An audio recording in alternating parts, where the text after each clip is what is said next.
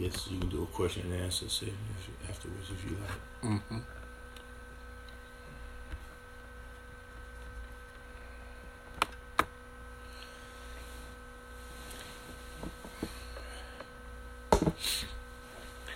Assalamu alaikum wa rahmatullahi wa barakatuh. Alhamdulillahi rabbil alameen wa salatu wa salam ala ashrafil anbiya'i wal mursaleen wa ala alihi wa ashabihi ajma'een. Welcome to another episode of the Marital Show, where we're meeting people where they are. I'm your host, Shadeed Muhammad. And tonight's discussion, or the discussion that we're going to have tonight, is called the G Code, where we're going to bring brothers up to code in terms of how they carry themselves. Mm-hmm. All right. And I have my esteemed guest here tonight with me, none other than Hassan from That Clay Couple. Assalamu wa alaikum salam wa rahmatullahi wa barakatuh. So we're going to kind of just jump right in and talk about a couple of things that I feel are very important in the way that we handle ourselves as Muslims. So let me just begin with the first thing that I wanted to talk about tonight, and that is the way that some men approach polygyny. Polygyny is a tough topic in the Islamic community for many reasons, but especially amongst African Americans. But one of the things that I wanted to, kind of jump into was the way that a lot of men approach polygyny. I think, that has contributed greatly to the way that some women feel about polygyny. But one of the things in particular I want to talk about is, cultivating an atmosphere of polygyny in the home. You have a lot of brothers who want to go into polygyny, but have never had a conversation with their wives about polygyny. Have never talked to their wives about polygyny. And, so there's no cultivation. There's no cultivation. Cultivating your wife on polygyny is not simply you as a man saying to your wife, hey, I've been thinking about taking another wife, and, I've been having sit downs, and I think I'm going to marry the sister. And this is the first time that your wife has ever heard about polygyny. You know what I mean? Like, this is not culturing your cultivating your wife. Right, exactly. Right. So let's talk about that. Or even you being cultivated, to be honest with you. Because before you answer that, those of you who want to join us on Zoom, you can go to Zoom and you can type in the meeting ID number, which is 624-674-3330. That's 624-674-3330. If you want to join us on the Zoom, more private, conversation nonetheless. If you want to be on Periscope, and then we'll upload the recording later on. So let's talk about the culturing that many men don't culture their wives, don't nurture this atmosphere of polygyny in the home, and they just kind of cold turkey, just thrust this whole idea of polygyny upon their wives, and then just, shame them when they don't accept them, don't give it an opportunity to accept it. No culturing, no education, no nothing. Right. Like, give me your take on that. Well, and not only, I could take it a step further, they haven't even been cultivated themselves. For example, I can speak for myself on a personal level. Right.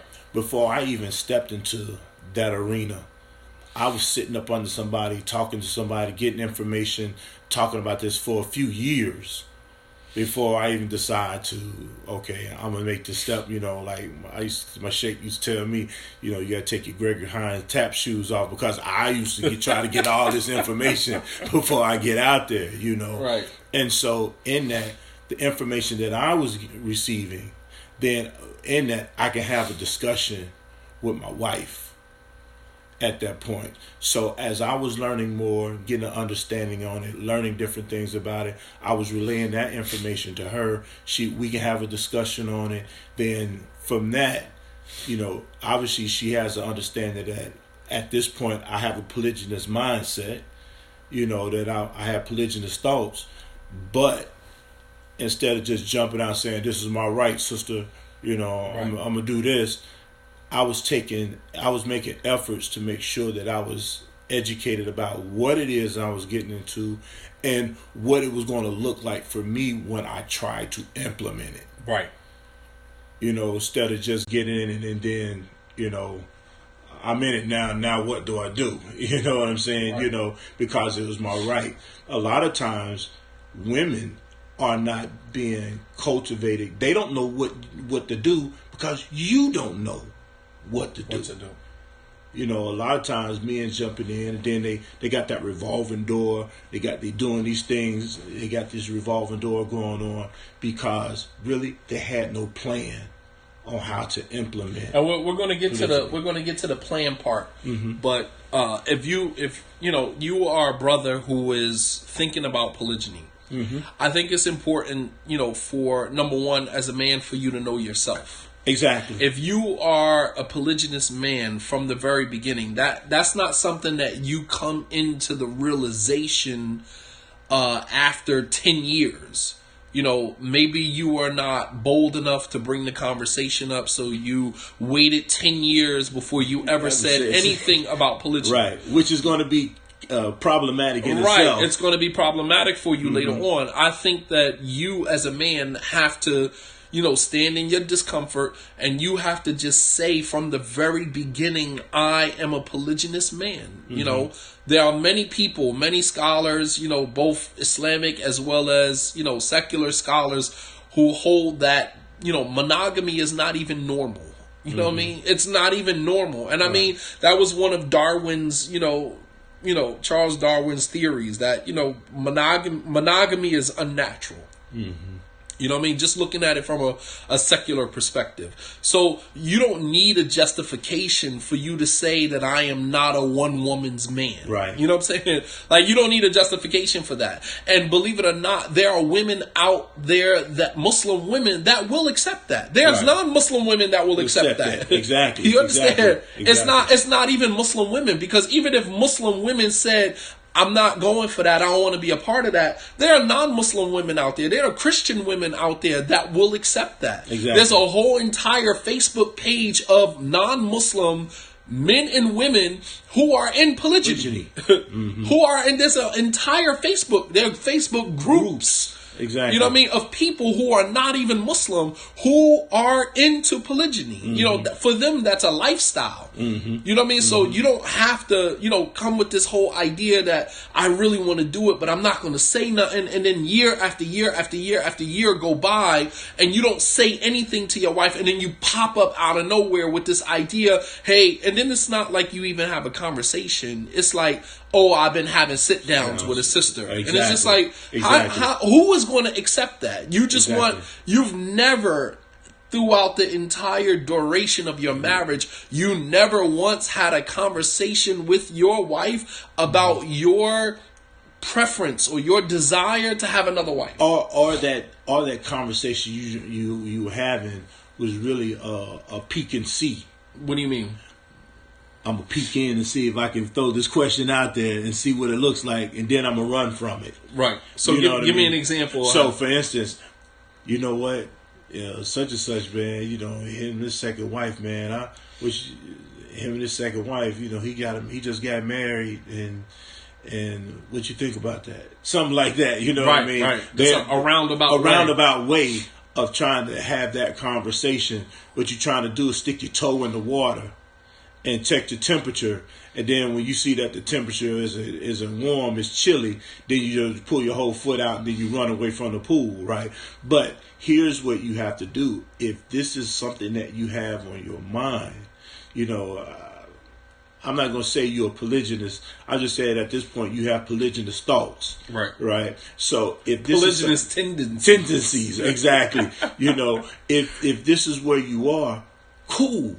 But be upfront with it. Have that conversation and understand, okay, it's not about consequences, but it is being able to be in a position of saying, hey, this is what I'm thinking about. Right. This is where I'm going. This is what I believe in. I'm trying to educate myself more about it so I don't mess it up or whatever the case may be. And then also allowing your woman at that point too to, voice her concerns, because so many people do it wrong. Right. So a lot of the apprehensions that a lot of women have are real. They're real. They're justified. Because, even for those who call ourselves trying to do it right, we may get it wrong. So in that, people who get married in this whole monogamous thing, when they get married, they do it wrong. Right. It's going to be some things that don't always meet, head up. But having that conversation, having a real honest conversation and educating yourself about what it is that you're getting ready to go into is vital. And then allowing the person who you're talking, your wife, i.e., allowing your wife to be able to voice her concerns. What would be the drawback for you if I got involved with this? What would be the thing for you if I got involved with this? What would it take us if I got involved with this? Having that conversation with her, and then letting her honestly say, this is this. This is that. Giving her time to process it. Exactly. Giving her time to process it. A lot of times brothers will come and they'll say, well, I'm thinking about polygyny. And you're thinking about polygyny, meaning that you have already started the process. And believe it or not, I believe that some brothers go ahead and start with the process of polygyny so that no matter what your wife is going to say, she can't really stop the process because you've already started. You already started the process. So by default, you got to go into it because you're not going to stop the process. So it's like, oh, I already started having sit downs with the sisters. So your wife, because you did that, your wife is supposed to now just somehow just accept that because you've already got the ball rolling. You've already started the process. How many sisters out there right now have been victims of this? Your husband comes home and he says, I had a sit down today, or I've been having sit downs with the sis, and I think I'm going to marry the sister. And you're like, whoa, wait a minute. What sister? We never even had a conversation. Right. Or worse than that, she done got that information third hand. Right. She done heard from somebody. So now she has to come and confront you as a man. Like, how do you look as a man that your wife is coming to you to confront you about some secondhand information that she got from somebody else because you wasn't even man enough to come to her and tell her that this is what it is? It's a real cowardly approach. Exactly. It's a real cowardly approach. It's sloppy, it's messy, and it's cowardly. It's Mitch-like. And believe it or not, that's what it is. The Prophet Sallallahu Alaihi Wasallam, he actually said, there are three people who Allah subhanahu wa ta'ala will neither speak to on the day of judgment, nor will he purify them for their sins, nor will he look at them, and for them is a painful punishment. And one of those three people is a Malik al-Kadhab, is a king who lies. The reason why the king who lies is going to have this level, this degree of punishment, that Allah is neither going to speak to you, nor is he going to look at you, nor is he going to purify you from your sins, and for you is a painful punishment. A king who lies. Why? Because as a king, the authority is in your hands. The power, power dynamics fall in your favor. So there is no reason for you to lie. There's no reason for you to do slimy, greasy, greaseball stuff. There's no need for you to be sloppy.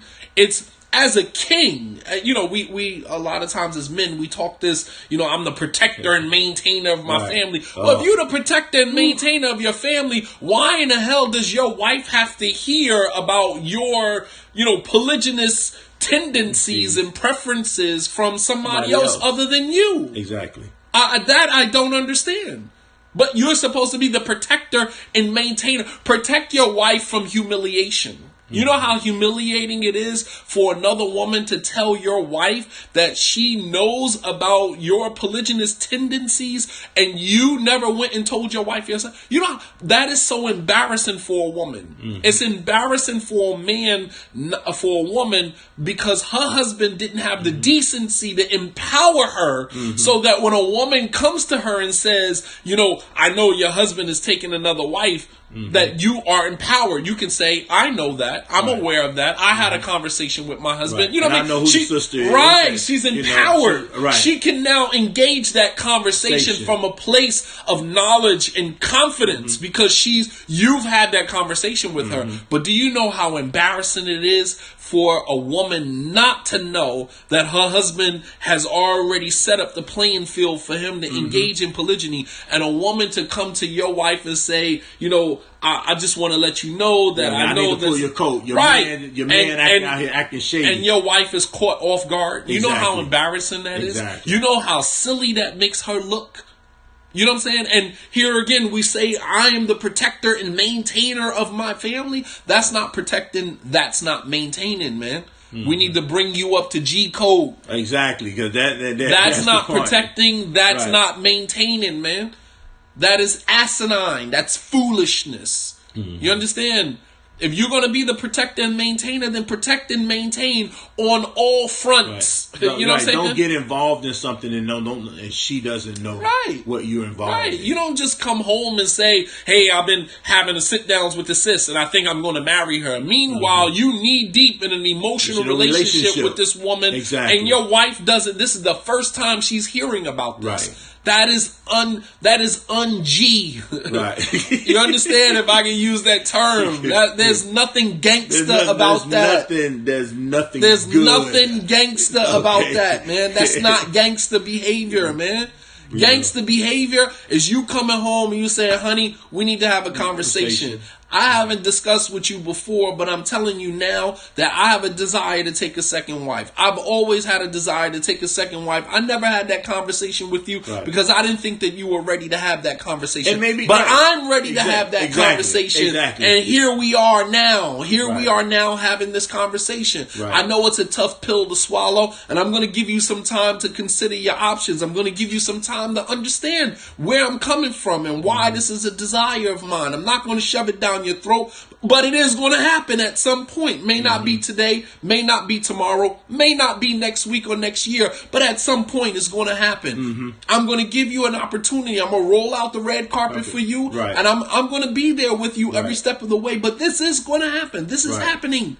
That's this is gangsta. My thought. This is my thought. This is what I feel like I want to implement. And when you approach women like that, in most instances, she's taken aback by your bluntness, but she also respects you. She might even love you more because of the way that you presented it.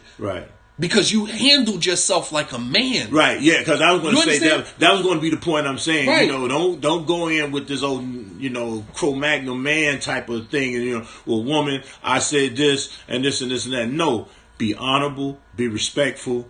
Let her know what your position is, what your thoughts might be, and go from there. Don't go in trying to bulldog or bully a situation. Because then you're not going to get respect in, because at this point, you're going to make me do something, and that's not what needs to take place. This has to be an honorable situation, because you are running to an honorable situation. You are talking about taking on another wife. That's honorable.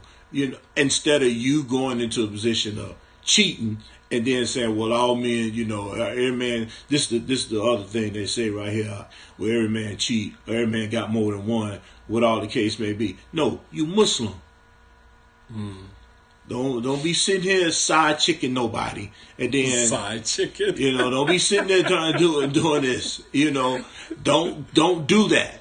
I'm saying have that, because what it is real talk. You're scared of your wife. That's what's un-G about it. You're actually scared of your wife. You're not sitting there being upfront. You're not talking about it. You're not having it. But then you want to do this, do that, and then, well, she may leave me. She might leave you. She might, but that's the consequences. That's the consequences. That's the consequences of being a man. Exactly. You know what I mean? You're making grown man decisions that come with grown man consequences. You know what I mean? Like that comes with the territory. Exactly. And if that's what she is, and if this is something that you feel like you need to do or you want to do, then you have to make the decision that this is what you're going to do, or this is what I want to do.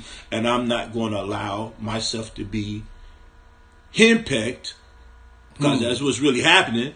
I'm not gonna explain that, because some people might not understand. Oh yeah, that's a real old terms there, right? So you sitting there caged in and can't do anything because this person is running authority over you.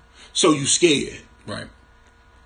And in that, what you're doing is giving the authority over to your wife. And I want to respect who she is. I want to respect what her position might be. I'm not sitting there saying a woman got to do what I say and that's it. I mean, I got some of that in me at times, okay. But I'm not saying that this is how I run my ship. Mm-hmm.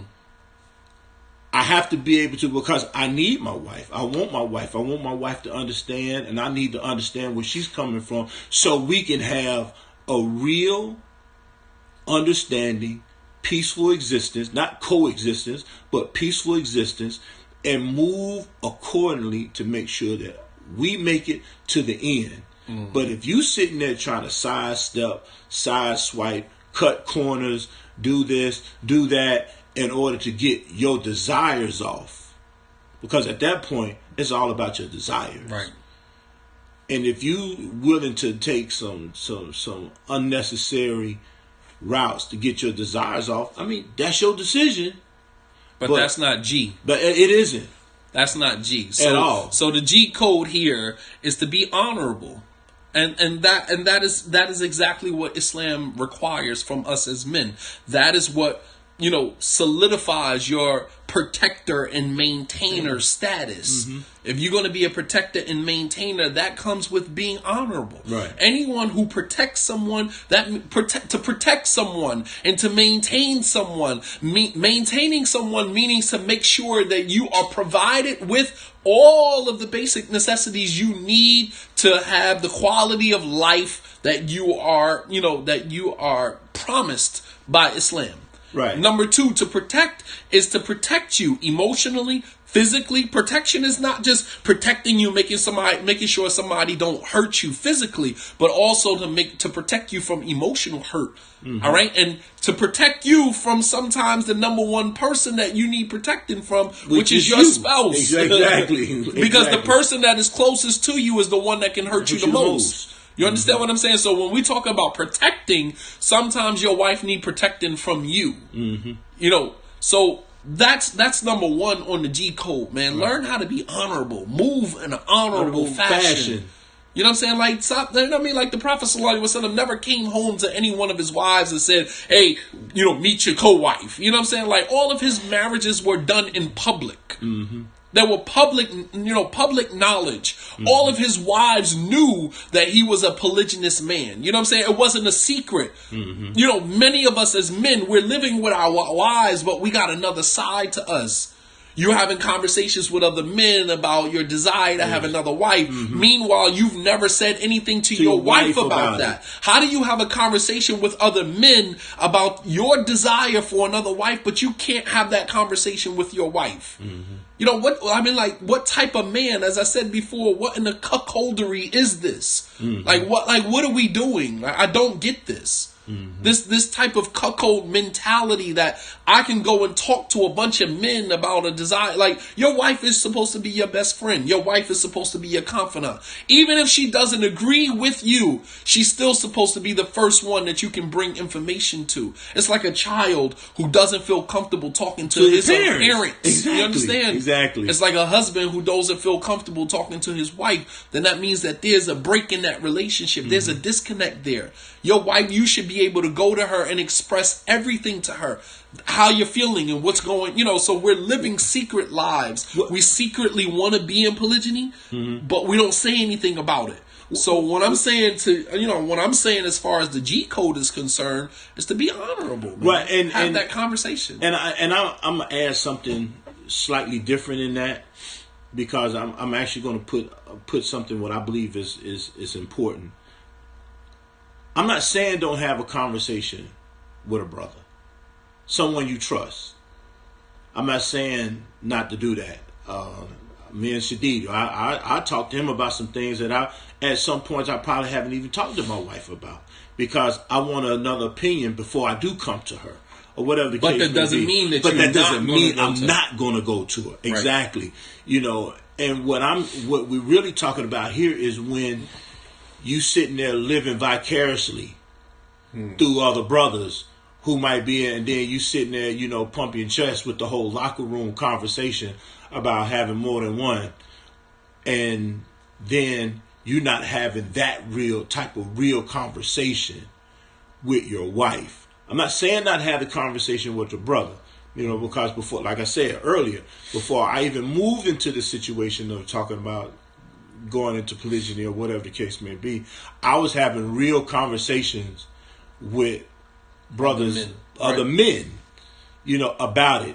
What were some of the pitfalls with it? What were some of the joys of it besides just having more than one woman? What were some of the things that came with it? Well, you know, how do I do this fair and equal treatment type of deal? How do I move in this whole that whole orbit? I was having that type of conversation. So when I got back to my wife and I started having a conversation, and it was like, okay, I'm really thinking about doing this. I don't know if I'm prepared for it right now, but this is something that I'm thinking of doing in the future or whatever the case may be. And this is how I would like to do it. Mm-hmm. And so I started having a conversation about how I would do it or whatever the case may be. And then they said, man, you really serious about taking on this other wife? I don't know how I feel about that because I see how other brothers do. And now you having a dialogue. Now there's a dialogue, right? Now, you know, there's a conversation. Now there's a conversation. And so you can sit there and say, this is how I would like to do it with all the information that I'm looking at with other people. Yeah, I see where their pitfalls might be. I'm not going to sit there and say I may not fall into some of those pitfalls, or I may fall into my own. Right. Yeah. But I'm having this conversation. You know, this is the job that I'm looking to take in now. So let's look at. This is not necessarily to beat up on brothers. It's right. It's to bring you up to code. Right. All right. Bring you up to code. That's because we're not discouraging it. We ain't gonna sit here and act like not we're discouraging you, but right. the behavior has to be on par right. with what is expected of right. you as a man. Right. Number two is something that I touched on before, and something that I see a lot in the Islamic community. I touched on it before when I had the conversation with my wife on the podcast about trust issues. But I want to go a little deeper with that. And that is the cultural violations that we see in the Muslim community amongst men, where brothers, will marry the ex-wife of other brothers. You know what I'm saying? Or brothers will, know that a brother was married to a sister, and then, he's friends with that brother. It's just like, I'm cool with you and your wife or your wives, and then I find out that you divorced one of your wives, and then I turn around and I marry one of your wives under the guise that it's not haram. Right. You know what I'm saying? It's a cultural violation. Right. Let me just say that. Right. It's a cultural violation. And somebody might say, well, what does culture have to do with it? And as I said before, a lot of the rules and regulations that we have in Islam, a lot of the halal and the haram are designed to protect our cultural traditions. Mm-hmm. As long as our cultural traditions do not go against the laws of Islam, right. We are allowed to keep what is part of our culture. Right. We are allowed to keep that. That is not taken away from us. Mm-hmm. The Sahaba, anhum, things that they had that was a part of their culture, the Prophet ﷺ did not just come and erase their culture. Right. He said, I came to perfect moral character. Mm-hmm. Meaning I didn't come to change and bring a whole new, understanding of moral character, but to leave moral character in its place and to perfect it with the laws and regulations of Islam. You understand that? He didn't come to change anything. He came to enhance what was already there. What they would use, though, Shadid, and maybe you could speak to this, what they would use, though, is when the Prophet married, I guess, the whole stepson, adopted son, right. when they got a divorce, when he married her. Right. And so there's no way in the world that even though, my sons, even my stepsons, whatever the case may be, if they had a wife, and they divorced it, there's no way in the world I'm going to backdoor and try to go pick her up.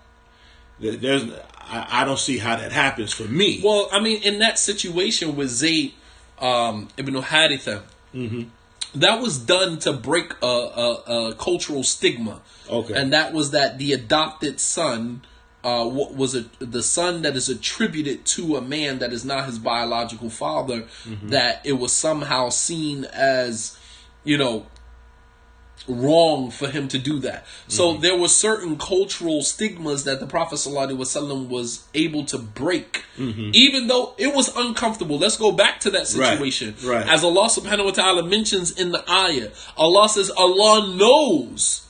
Allah knows that, it was embarrassing. The Prophet ﷺ had to deal with the criticism that was going to come to him as a result of him doing that. However, what Allah subhanahu wa ta'ala was positioning him to do was to break this cultural stigma that your adopted son is somehow your biological son. Because keep in mind, that was part of Arab tradition. That if a boy was raised in your house, we always have that extended family member, right? Right. Cousin, grandson, or whatever the case may be, that's raised in a home. And that child, that extended family member in Arab culture was somehow considered part of the family, almost like a biological child. And Islam wanted to separate what was biological from what was extended. Right. You understand? So Allah subhanahu wa ta'ala marrying the Prophet sallallahu alaihi wasallam to Zainab, even though she was previously married to Zayd, was not about him marrying Zainab, but to break the cultural stigma that your adopted son is not your biological son. Right. Because if that was his biological son, he would not be able to marry. All right? A father cannot marry the ex-wife of his biological son. Right. You understand? Islamically, you're not allowed to do that. However, even breaking that cultural stigma, the Prophet ﷺ had to deal with the backlash, the cultural backlash, because now everybody's looking at him like, how are you going to marry, the ex-wife of your adopted son? And Allah is saying that the adopted son is not the biological son. There's nothing haram about that. All right, so what I'm saying is that even though it was permissible Islamically, it wasn't something that the Prophet ﷺ wanted to do.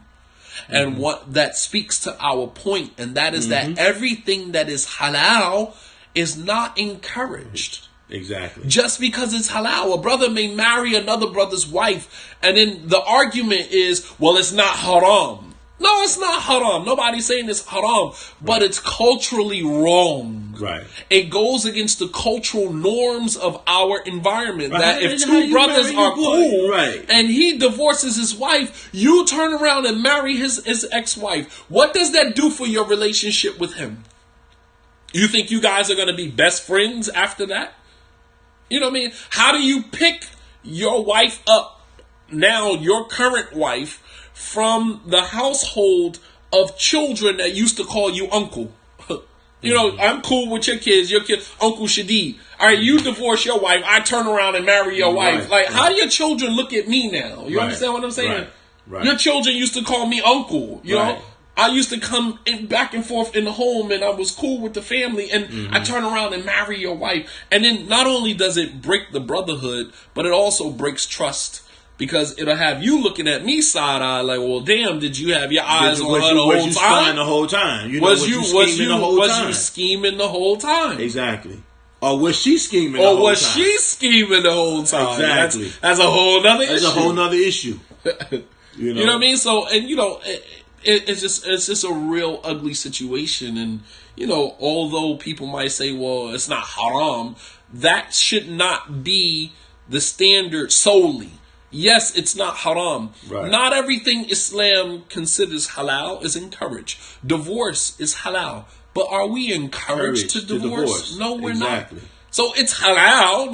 I don't hear anybody running around with divorce saying, well, it's halal. No. We are afraid sometimes. We stay in marriages because we are afraid of the cultural backlash. Exactly.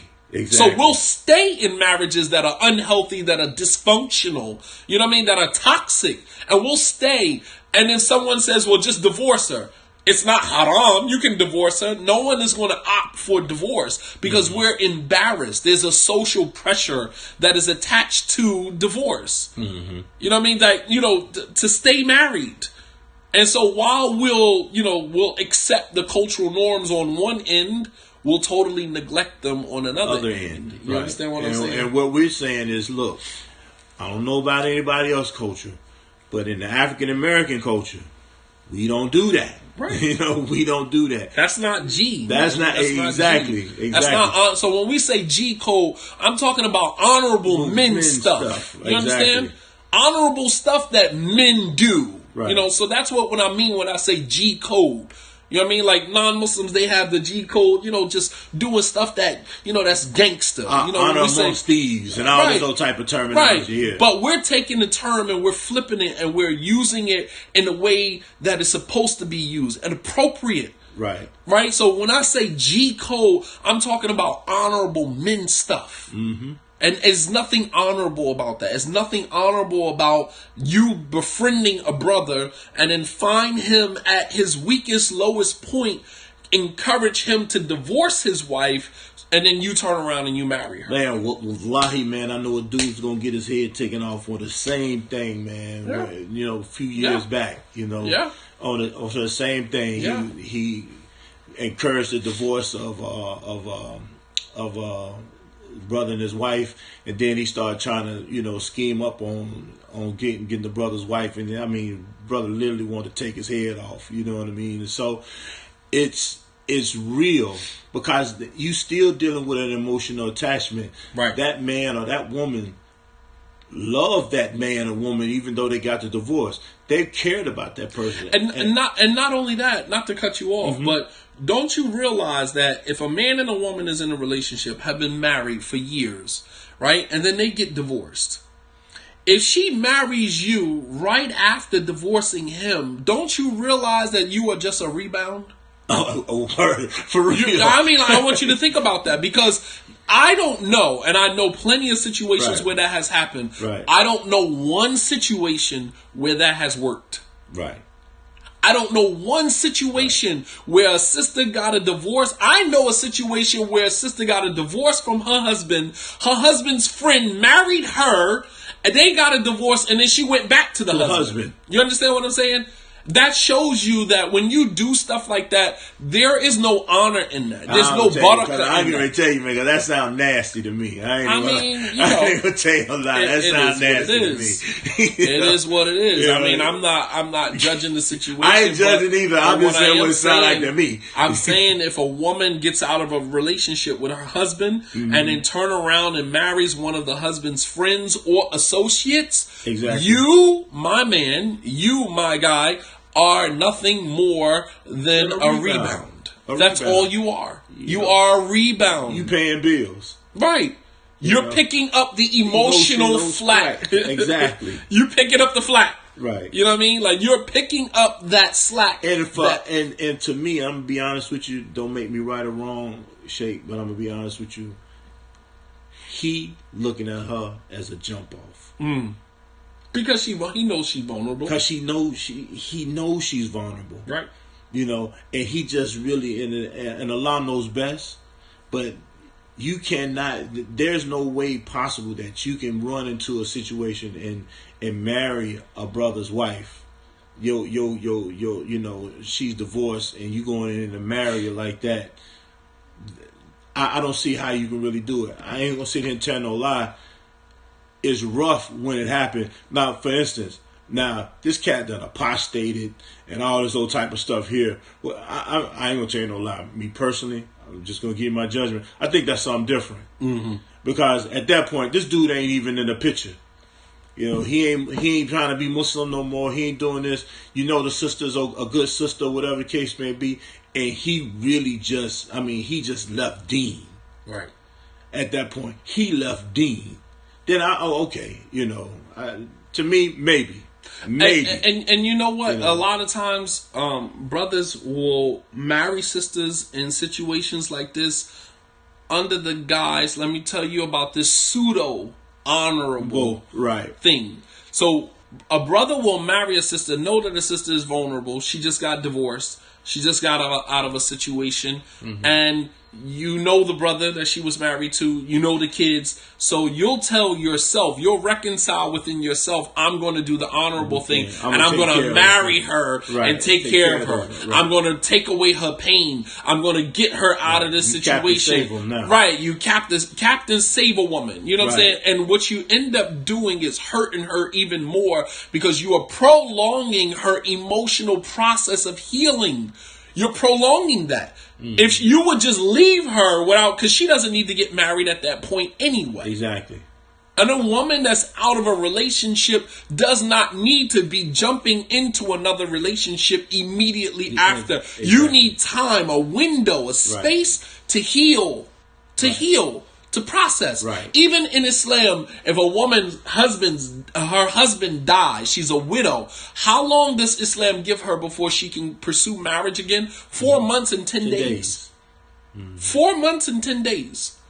And that is to make sure that she's not pregnant, because the soul is put into the fetus at 4 months. So Allah added another 10 days just to make sure. Right. Just to ascertain the whether or not she's pregnant or not. You understand? 4 months and 10 days before she can move on and begin thinking. This is the grace period that Islam gives you as a widow. Islam gives the woman a grace period of 3 menstrual cycles.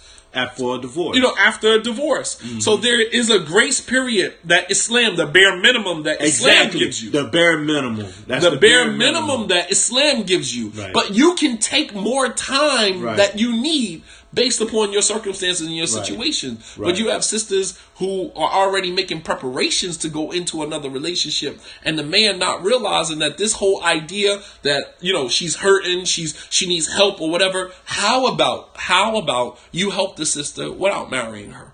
That would prove your sincerity. Right. Because if you were really sincere in helping this woman, marrying her is not helping her. Right.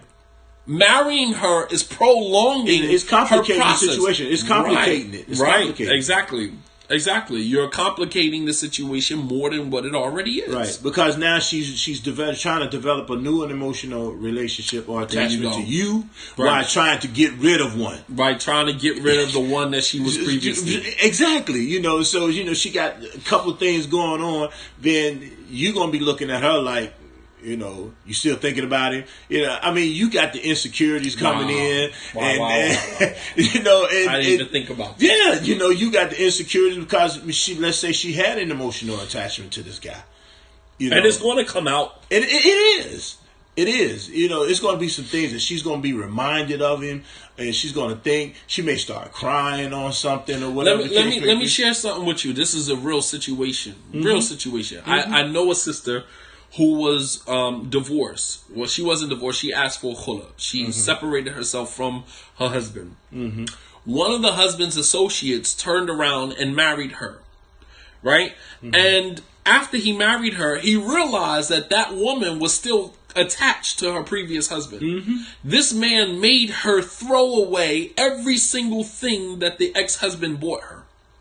That was where his insecurity was. Right. He knew that she still had a connection and an attachment to her previous husband. He made her throw everything, including the wedding ring that he bought her. Made her throw away everything. Anything that would remind her of her previous husband, he made her throw it in the garbage. Because he was insecure. But the thing is that your insecurity was triggered because you put yourself in that situation that you shouldn't have put yourself into. Exactly. Real talk. Exactly. You married a woman that was recently divorced. You had no business moving into that situation. Right. Granted, I know some sisters. I ain't sitting there taking the blame or situation. I ain't even gonna call it blame. I'm not taking the responsibility off of sister. Because she, like I told her, one brother came to me, literally, man, the sister just got divorced, right? And he was inquiring about it. I said, man, right now she needed another relationship like she need a hole in her head. Right. You know what I mean? Why? Why do that? But then, because sisters be like, I can't be alone. I understand that. Some sisters have a fear of being by themselves. I get that. And if you trying to feel that void, you already stepping into a bad situation. Because here, I can't be alone. Damn, what you mean you can't be alone? You got some issues with yourself. Right. You haven't even allowed her decompress or get herself together, get her mind together, or whatever the case may be. Or just being a woman who, okay, I just had a failed situation. Right. Let me check and see what my problem was, what his problem was. Right. And let me get it together so I can be a healthy person for the next person I run into. Right. You know, because, dude, you sitting there looking at her because from a distance, she looked like gold. Well, it looked like an easy situation. Exactly. It's an easy situation for a brother to marry a sister who is fresh out of a relationship. She's like silly putty in his hands. Well, not even that. The point I'm making right here, Shadid, is he's been looking at it because maybe he's paid attention to some of the things that she was doing for her ex-husband. You know, maybe she's ironing his clothes up and the stove was real crispy. You know what I mean? And, and she keep a nice house and the brother talk about how she cook or whatever the case may be. Right. And, alhamdulillah, ain't nobody talking about what's happening in the bedroom. I hope, but, then the sister may be attractive or whatever the case may be. And so in this, he's like, all right, maybe I can make her better. Maybe she can be better with me. Right. So he's looking at the situation the grass is looking greener from his viewpoint. Right. But the point of the matter is you don't know what is crabgrass in there. You don't know what the weeds, you don't know what the dandelions are. You don't know anything about this woman but what you on the outside looking at, and you're gonna run into a situation and it was your boy's girl. Right. That's the point I'm sitting there saying. Or someone you knew. And let me take it a step further. Mm-hmm. If you are an imam, student of knowledge, and you have counseled any woman, that woman is off limits to you. You understand? It's unethical. It's unethical for you as an imam or student of knowledge to have counseled a woman even just one time, and then at some point in your career, you turn around and you marry her. We have to function with the utmost ethical principles. And that is that if a woman is counseled by you, or you are aware of her situation personally, at that point, she becomes off limits to you. Period. Because the fact of the matter is that a doctor cannot marry his patient. You understand? Think about how crazy that sounds. That's a real statement. Yes, a doctor cannot marry his patient. So if you are a student of knowledge or you are imam and a woman has come into your office and has, been vulnerable in front of you and you've counseled her, at that moment, she now becomes off limits to you forever. Because at that point now, if you turn around and marry her, after having counseled her, what does that say? That means people would speculate that the moment she walked into your office for counseling, you didn't see her as a patient, you saw her as a victim. Someone that you could take advantage of. You know what I'm saying? When you are treating people, whether you're a marriage counselor or whatever, when you're treating people, you don't see them in that capacity. You don't see them in the potential capacity. I could marry her. You don't see them as that. So I'm saying to sisters as well, if you are interested in the brother, don't go to him for counseling. Because the moment he counsels you, it becomes unethical. It's a conflict of interest because now he knows your personal vulnerabilities. Mm-hmm. He knows where your spots are. He knows where your weaknesses are. He knows where your vulnerabilities stem from. Mm-hmm. It's a conflict of interest. We have to function with the highest level of ethical principles. Mm-hmm. If you counsel a woman, even just one time, she's off limits. Period. And if we function like that, I think men and women would be a little more cautious with the people they go to for counseling and for advice. You understand? I guess the tricky part about that too is what happens is, because I've seen people get caught like this, to be honest with you. because they get to learning each other. Unfortunately, then it's like, man, we got a lot in common, or whatever the case may be. I mean, I know a situation like that right now, to be honest with you. So, and we had to let them, let him know, look, the moment, I had to let his brother know the moment, because he was actually a wakil for the sister, right? The moment your thoughts changed, you were compromised. The moment your thoughts, and you had to leave that situation. So you're saying basically, even if a man is a wali over a sister, it would be unethical for him to marry her? I'm not going to say that one way or the other. I can see where the other ethical issues can come in at, though. I mean, just listen to what you said. That's what made me think about it. Thinking about that situation now, I can see because he is the one who knows, and most especially and here again, we're not saying that it's haram. Right. I'm not saying that it's haram. Exactly. I'm saying it's unethical. Right.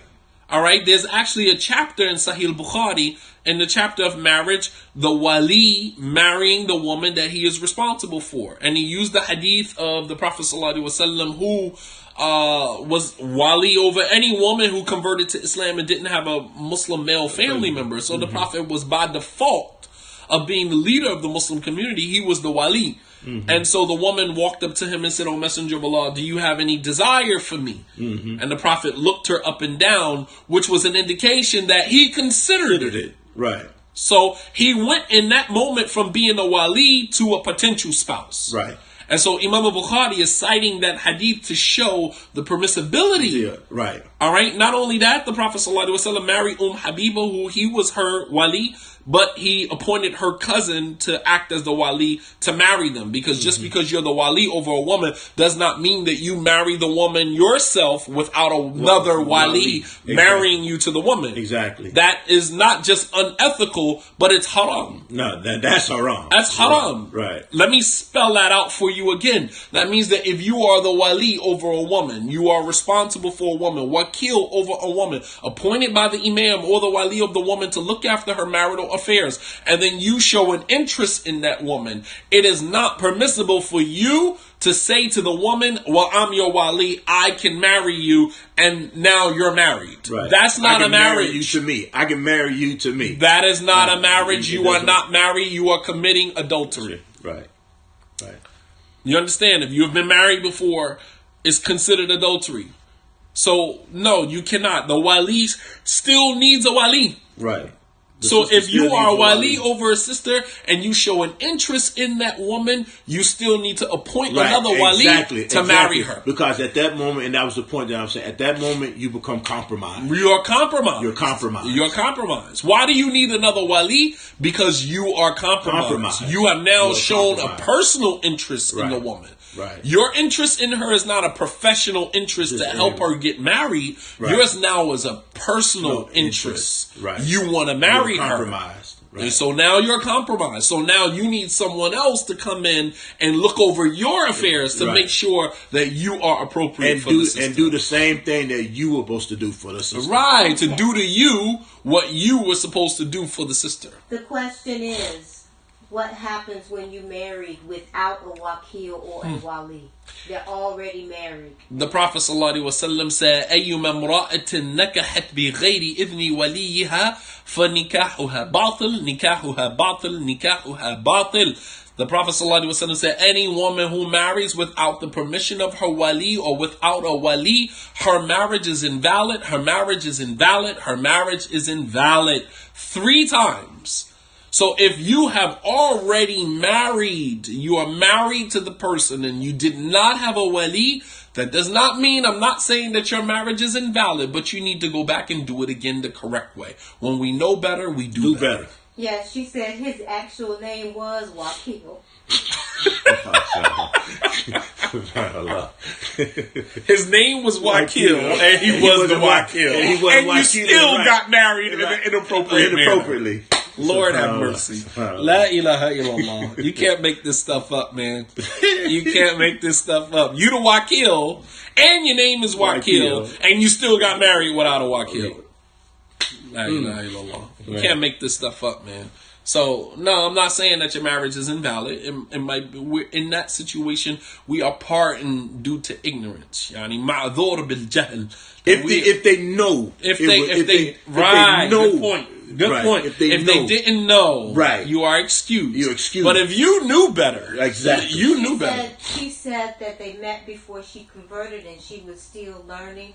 And her issue is that no one at the masjid stopped us, and there were lots of witnesses. Right. Because people expect you to be accountable, and which is one of the things that is being said here is that despite what men do, you still have an accountability to yourself. Absolutely. It never dismiss your own best interest. But it's something that, my wife had mentioned on the podcast that we have, and that is that in the Islamic community, especially amongst the women, we will sit back and watch a person doing something wrong and say absolutely nothing.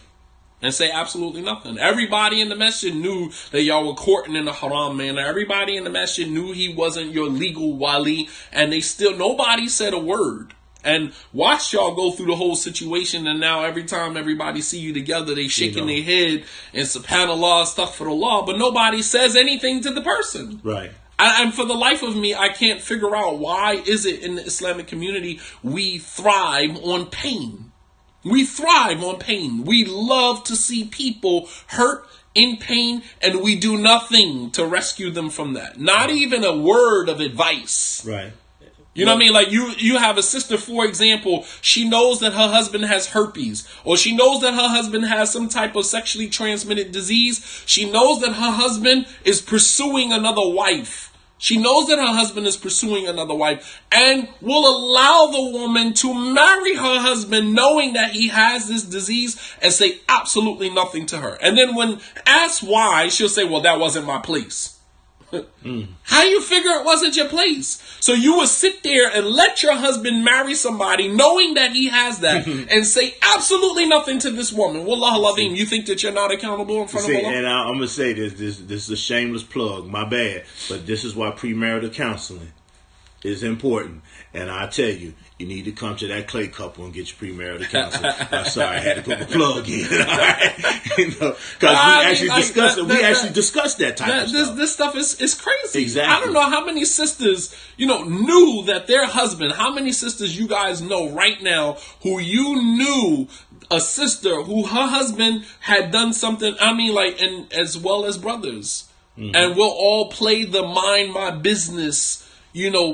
We'll play this mind my business game when it's convenient for us. Meanwhile, in a normal instance, we into everybody's business. In a normal instance, you're in everybody's business, talking about everybody. Right. And then when it comes to the time when you should be in somebody's business, I mind my business. Backbiting is haram. Exactly. Now backbiting is haram. You're supposed to bear witness to the truth. I'm blown away. Now backbiting is haram when this is one of the 6 instances in which backbiting is permissible. This is one of the 6 instances. Imam an-Nawawi rahimahullah ta'ala mentioned 6 instances where backbiting is permissible. And one of them is to protect the Muslim from a harm of another Muslim. And we will sit right there knowing that this person has this, and the same thing with sisters. You will know the sister has a communicable disease, and you see her having a sit down with the brother, and we'll say, well, that's not my place to say that, but you'll talk about her behind her back.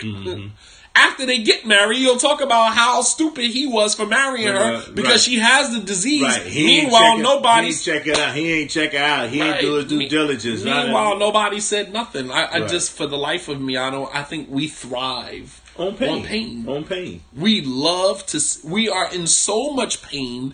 We hurt people. Right. We sit back and say... Watch this situation, and we'll watch it unfold because we want to see somebody else in pain, man. Hurt people, and it's just really sad, man. It's really sad. So the other thing I want to talk about, and I know it's kind of a conflict of interest, but I think is very important, and that is, another G code that brothers need to be brought up on, and that is, men trying to marry the best friends of their wives. Why is that a conflict, Andrew? Well, I don't know. Let's have the conversation. All right. We'll decide whether there's a conflict of interest or not. Okay. But you have, and this is. Who we trying to marry? But this is another G code era, right? Where you have men who are married to women, and then they show an interest in their wife's best friend. Or one of the wife's friends. Doesn't have to be a best friend. It could be an associate. Right. Could be somebody the wife is cool with. Someone the wife knows from a distance. Here again, another off limits. Another off limits. You do not marry. I repeat, you do not marry the friend of your wife. Yeah, that situation is never going to work. Exactly. You are not going to ride off into the sunset holding hands, singing Kumbaya as one big happy family. Not going to happen. So do this. I'm sorry to bust your bubble. That's not going to happen. Do this then, and so they can have a clear understanding of what this parameters of friendship of a wife, because you made a statement in saying, well, maybe an associate that she just know. I mean, she may know a masjid full of sisters, so is that whole masjid off limits to a brother, right? You get where I'm coming from? No, I mean, when I say associate, maybe somebody she went to school with. Or somebody that she just hang out loosely with, or whatever the case may be. She don't necessarily need to hang with, but somebody that is connected to her on a level that is deeper than just... Okay. She's not a friend. She may not be inner circle. She's not an inner circle friend, right? But she's somewhere around the perimeter. Right. Okay. Right. Okay. And it's something that's not going to work out. Right. And it's not. And I'm going to tell you why. Men, please listen to me. Brothers, listen to me, man. Let me tell you why this situation is not going to work. Because it's all fun and games until emotions get involved. Right. Once a woman's emotions get involved with a situation, I'm talking about a man who was married to two women who were complete strangers. Mm-hmm. From the beginning, your wife may try to welcome her, play the nice role, the nice wife. I want to welcome her into our family. I want to show her, this good showmanship. You understand what I'm saying? But once your first wife starts to see that the second wife has an emotional attachment, all that stuff stops. It becomes it's fair game at that point. Right. It becomes Queen Petty. You know what I mean? They start to do. She knows she loves him. Right. She ain't and vice versa. The second wife coming in might not even accept your good gestures anymore because she's like, nah, I see what you're trying to do now. Exactly. You know that I have developed a relationship with him, and now you're trying to wiggle your way in to control that. Nah, I don't want any more of your good gestures. You a good sister. You proved that to me. Shukran. Jazakallah khair. I can take it from here. You understand? Right. So it's all fun and games until emotions get involved. Right. This whole idea that some men have that I'm married to my wife, and if I marry my wife's best friend or I marry my wife's friend, we'll all somehow be one big happy family. Kumbaya. It doesn't work like that. You understand? That is never going to work. I don't know one situation where that has worked. There other than the fact that the only way that will work is that one of them got to be in control. You understand? That can work. Matter of fact, if one of them is in control and she's running the relationship. And with you saying that, I want to add something to that too. You brothers who talk about, you want to move into polygyny, but then you want the wife to find. Another G code violation. Right. Your first wife does not find you another wife, man. Okay. Or train her. Or bring her up to speed. Or to educate her to who you are. Exactly. G code violation, man. That is not gangster. There's nothing gangster about that. You go out there and you find your own wife, man. Exactly. And you educate her and you cultivate her. You understand? That's not your first wife's responsibility, because if you entrust your first wife to do that, guess who's going to be her husband? The first wife, not you. Exactly. That's her handler now. Man, look, I'll sit there and tell one quick, boy, look. You understand? That's a fact. Look, y'all better wives than you are, better wife to each other than you are to me. You right. know what I'm saying? The two wives end up being in a relationship and the husband is like the third wheel. Okay, you looking at me crazy, right? But I'm sitting there the two wives are like best best friends now, and the husband is the one on the outskirts. You understand? No, don't do that, man. That's not G. That's not G, man. And something that you brothers do, you give too much power. I got an example of this right now. You give too much power to your first wife. And I literally had a brother sit there and tell me he's finna cut his second wife loose because of the first wife. Right. The first wife don't and rock the with her. second was pregnant. She's pregnant with his child. Wow. What a coward, man. You know, and I had to sit there and tell him, I was like, you know, look, you can't do that. She got just as much right as that one you've been having for the last 15, 17, 18, 20 years. Let me tell you something. The rights are the same. The experiences are different. Exactly. The experiences you're going to have with your first wife, your second wife, will never have those experiences. Exactly. But the rights that they have to you are the same. And that is what it means to treat every wife equitable. Their rights that they have are the same. The experiences will never be the same. The experiences are different. You might have been married to your first wife for 10 years, for 15 years, for 20 years. And then you marry your second wife. The experiences, obviously, the shared experiences that you have are going to be different. Totally different. The rights that they have over you in that situation are the exact same. They are the same. And, you know, it's un-G, man. There's nothing G about you tasking your first wife with going to find you. Let me tell you why men do this. Because you think it's safe. Exactly. You are placating the feelings of your wife. You're acting punkish. You think that if I let my first wife go and find me another wife, it's gonna be okay. Number one, that means she's game. She's okay with polygyny, and that's all you want. You want her to be okay. I get it. But the danger you run into is that now when the first wife goes and finds you another wife, that becomes her wife, not yours. She's her handler.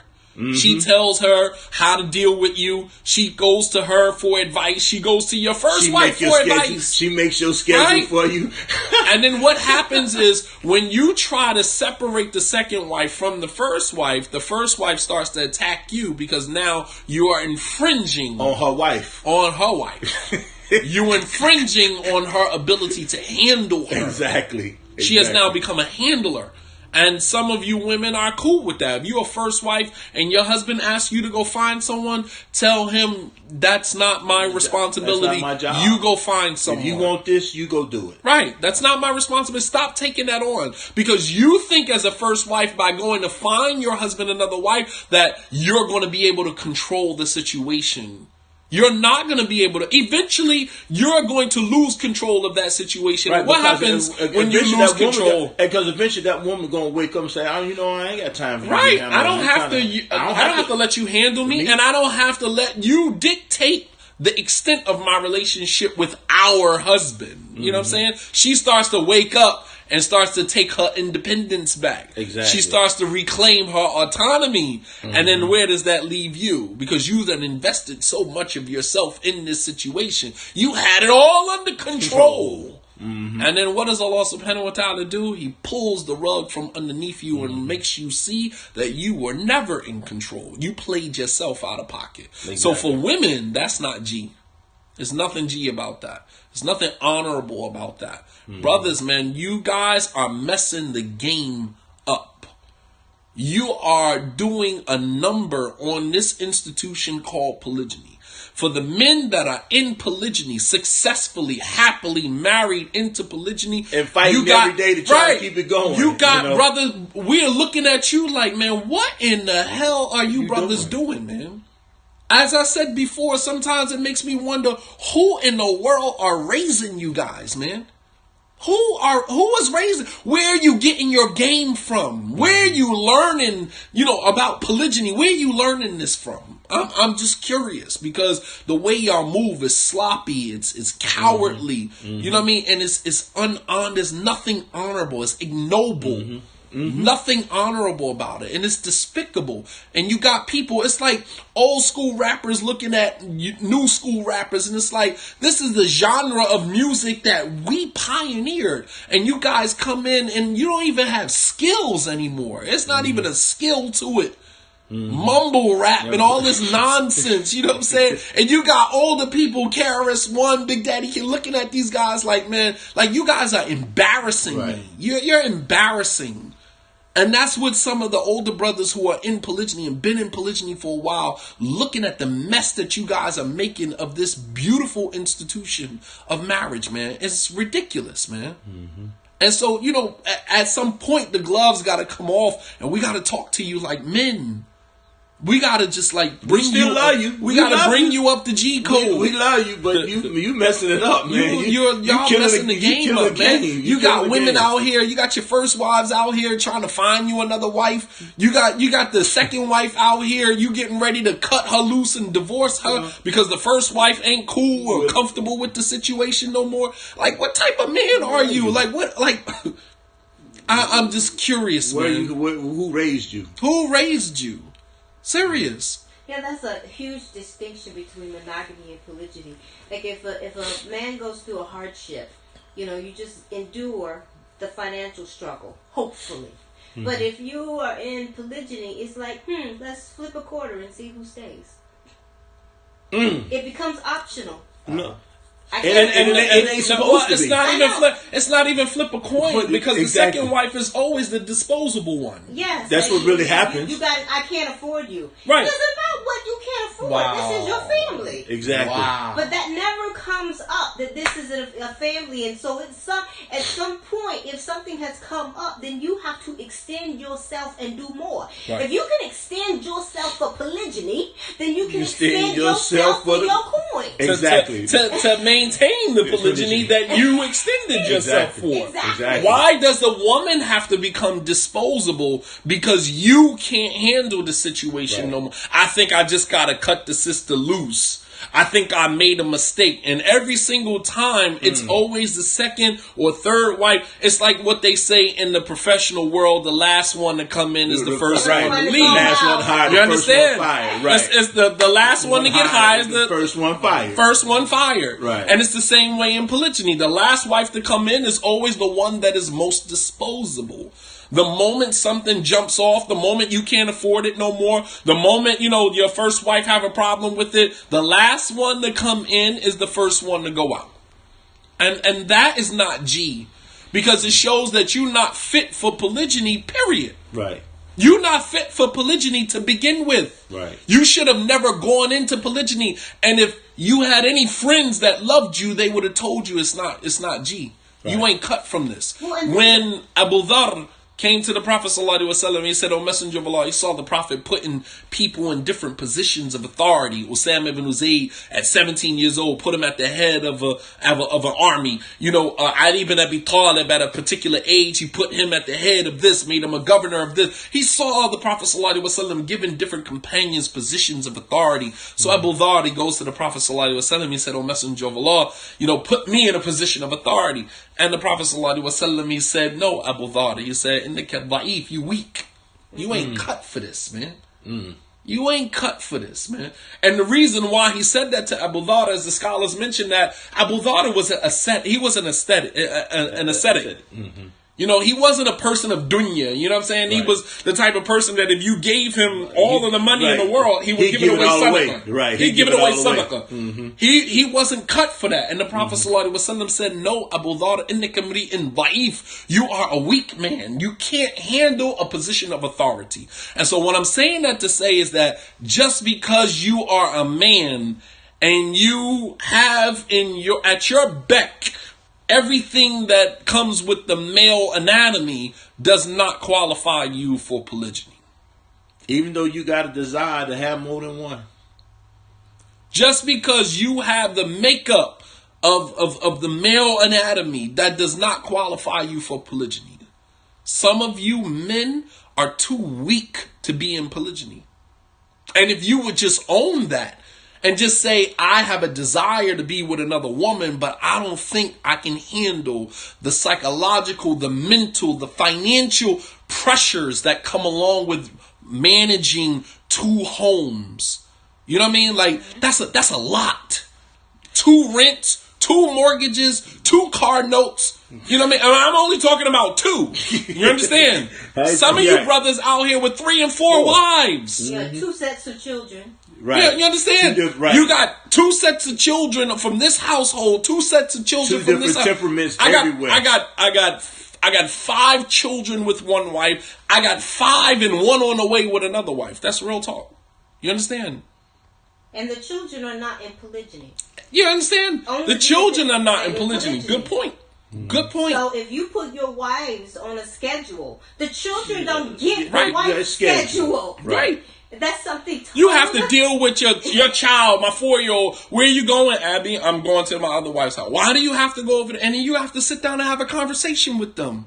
Because they're 4 or 5 years old. They don't understand. They see you for a few days and then they don't see you. Mm-hmm. And then you got to explain that to them. You got to go make sacrifices to pick them up to make sure that despite the fact I'm at another wife's house, I still got to go by and see my children. You understand? Exactly. And you understand the children are not in polygyny. And you have some men who, when they're with the other wife or the kids don't even see them anymore. Oh man, don't call my phone. Right. Don't call my phone. I'm over here. Don't call my phone. This is not polygyny. Some of you guys, if you would just own the fact that you would love, you're in love with the idea of having another wife, exactly. But you're not cut from the cloth of a man that can handle another wife. Just own that. You know what I mean? The Prophet told Abu Dhar, you're not ready for being in a position of leadership. I wouldn't put you in a position of leadership. No. When the companion came and, when, one of the companions came and said that, this person proposed to me, Abu Jahm proposed to me, and, Muawiyah proposed. He said, as for Muawiyah, he's poor. He doesn't have any money. He's not ready for no marriage, man. Don't do that to yourself. He doesn't have any money. He said, I'm a Muawiyah for Sa'iluk la malala. He said, as for Muawiyah, he's going to waste your life away. He doesn't have any money. Don't marry him. Mm-hmm. And that wasn't taking a shot at Muawiyah. And the other one like to put their hands on. Right. He said, as for Abu Jahm for the Rabin, and he said, for Abu Jahm, he beats his women. Don't marry him either. I mean, that's just being honest. The Prophet ﷺ was an honest man with men. He was an honest man with men. He told Abu Dhar, you're not ready to be in a position of leadership. He told Abu Jahm, you beat your women. You're not ready for marriage. Muawiyah, you poor. You're not ready for marriage. He told, Abu Dhar, when he said to Bilal, you're the son of a black woman. He said, you a man that still have traits of Jahiliyyah in you. He told men exactly what they needed to hear. You understand? He didn't cut any corners with that. And they still loved him. Exactly. You understand? Just because I'm saying to you as a man, you're not cut for this, that doesn't mean I love you any less. You should respect me more for being honest with you. Okay, this is the question. Mm-hmm. What if the other wife won't let the brother take his children to the other home at all? She is the one restricting his time with the kids due to some reason known only to her. I'm going to let you handle that house. I'll piggyback off of you. I saw you already shaking your head. Because I got turned off by the word let in the first place. How do you let me do anything? My children, or take my kids anywhere I want to take them. You know what I mean? I'm trying to figure out where he at. At some point, I'm not saying somebody has to rule with an iron fist just be a man. Just step up to the plate. Look, this is my life. This is the life that I'm in. This is what's happening. No, these are my kids. No, these are our kids. And I'm taking my kids over here with me today. It ain't going to be every day. It may not be every other day. But today, I'm taking my kids with me. And tomorrow, I may take them with me too. But this whole let me, most women don't want to hear a man say, I'm going to let you do this. Especially when it comes to their children. Exactly. Most women don't want to hear that. Now, how you going to tell a man that? And I don't know. That's my point. Well, I mean, there's a little bit more detail to it. I don't know, what transpired. I mean, it's kind of vague. Yeah, you know what you're I'm saying? right. Like, I don't know like why, I said, I got triggered by the word let. So. I don't know what precipitated, the situation for her to feel uncomfortable with him taking his kids over there.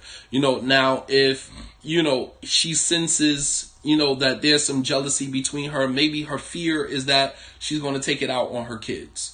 Sometimes people are not able to make that distinction. You know what I'm saying? Like, the mind has a way of generalizing negative experiences. So if a woman had a negative experience with another woman, she might fear that, okay, if you take my kids over there, she's going to oppress my kids. Well, you know what I mean? but too. Now, I will say this though, Shadid. And I hear you working, right? I hear you working, right?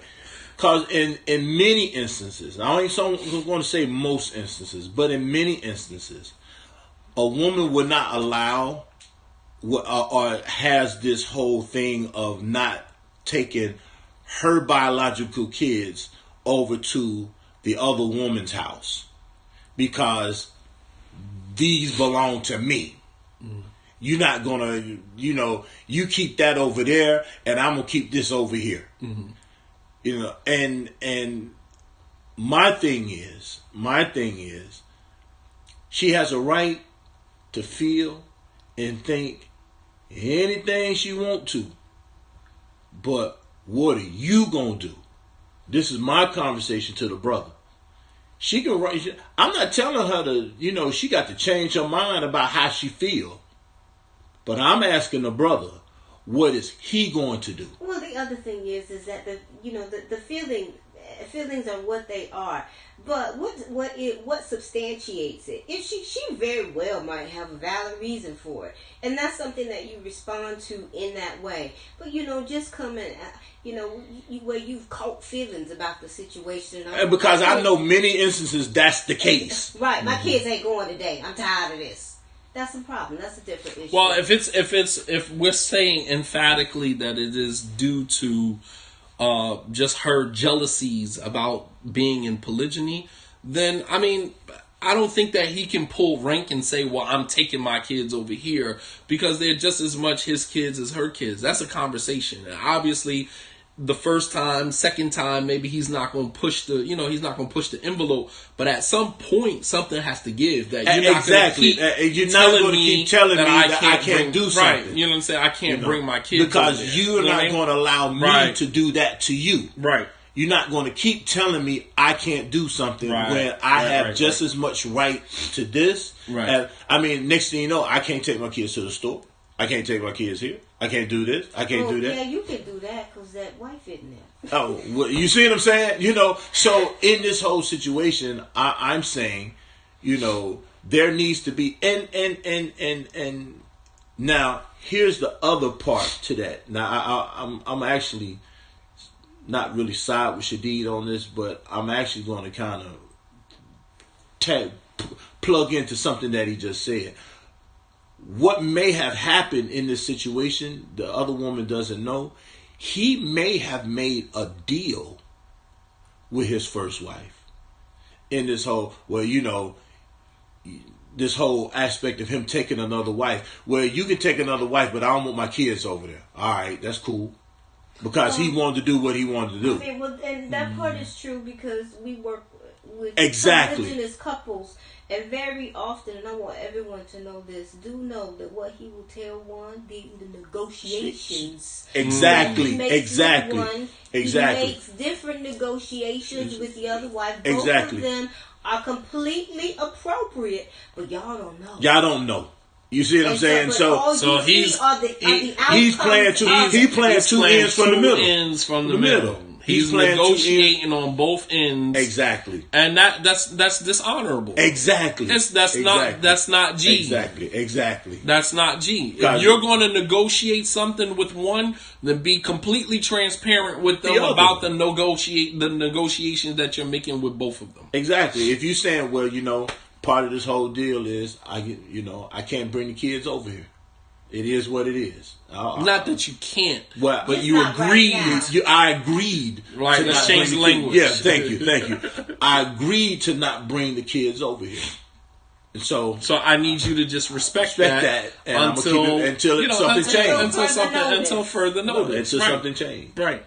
Yeah, so that means that if you negotiate, right, to take another wife, so that means that you talk to your first wife about marrying another wife, and then she says, well, if you do that, then I don't want this to happen, or I don't want that to happen, and you agree with that, then you got to honor that. You got to honor what you say. You got to honor what you say. The Prophet ﷺ, he said, "Al-Muslimun ala shurutihim," that the Muslims have to adhere to the conditions that they've made in their contracts, in their negotiations. So if you negotiated taking on another wife, and you had to, give up a few things, you had to make some concessions, then you have to honor those concessions.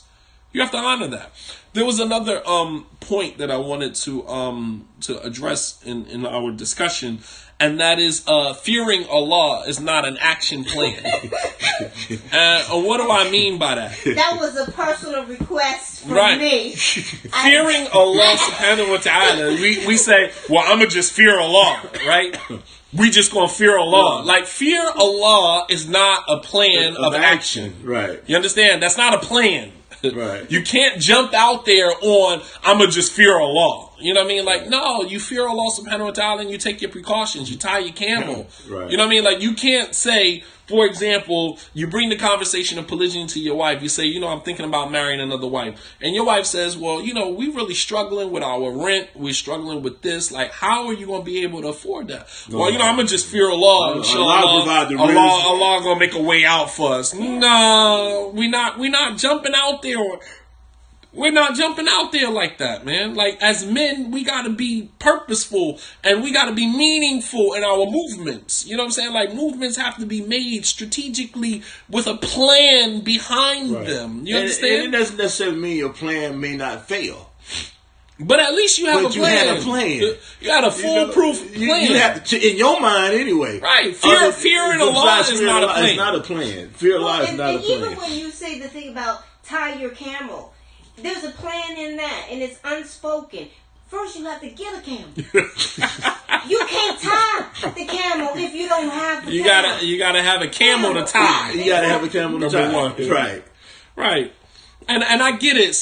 But here's the other side to that argument is that brothers will use, the sister that I'm marrying doesn't really need maintenance.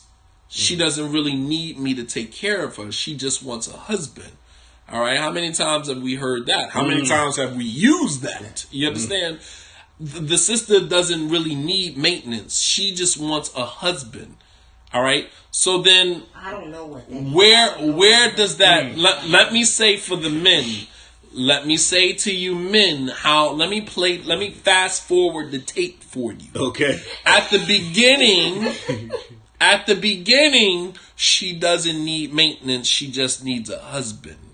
But I tell you, as I said before, everything is all good. It's all gravy, all Gucci until emotions get involved. Exactly. You understand? The dopamine hasn't worn off yet, so she's still intoxicated when she tell you that.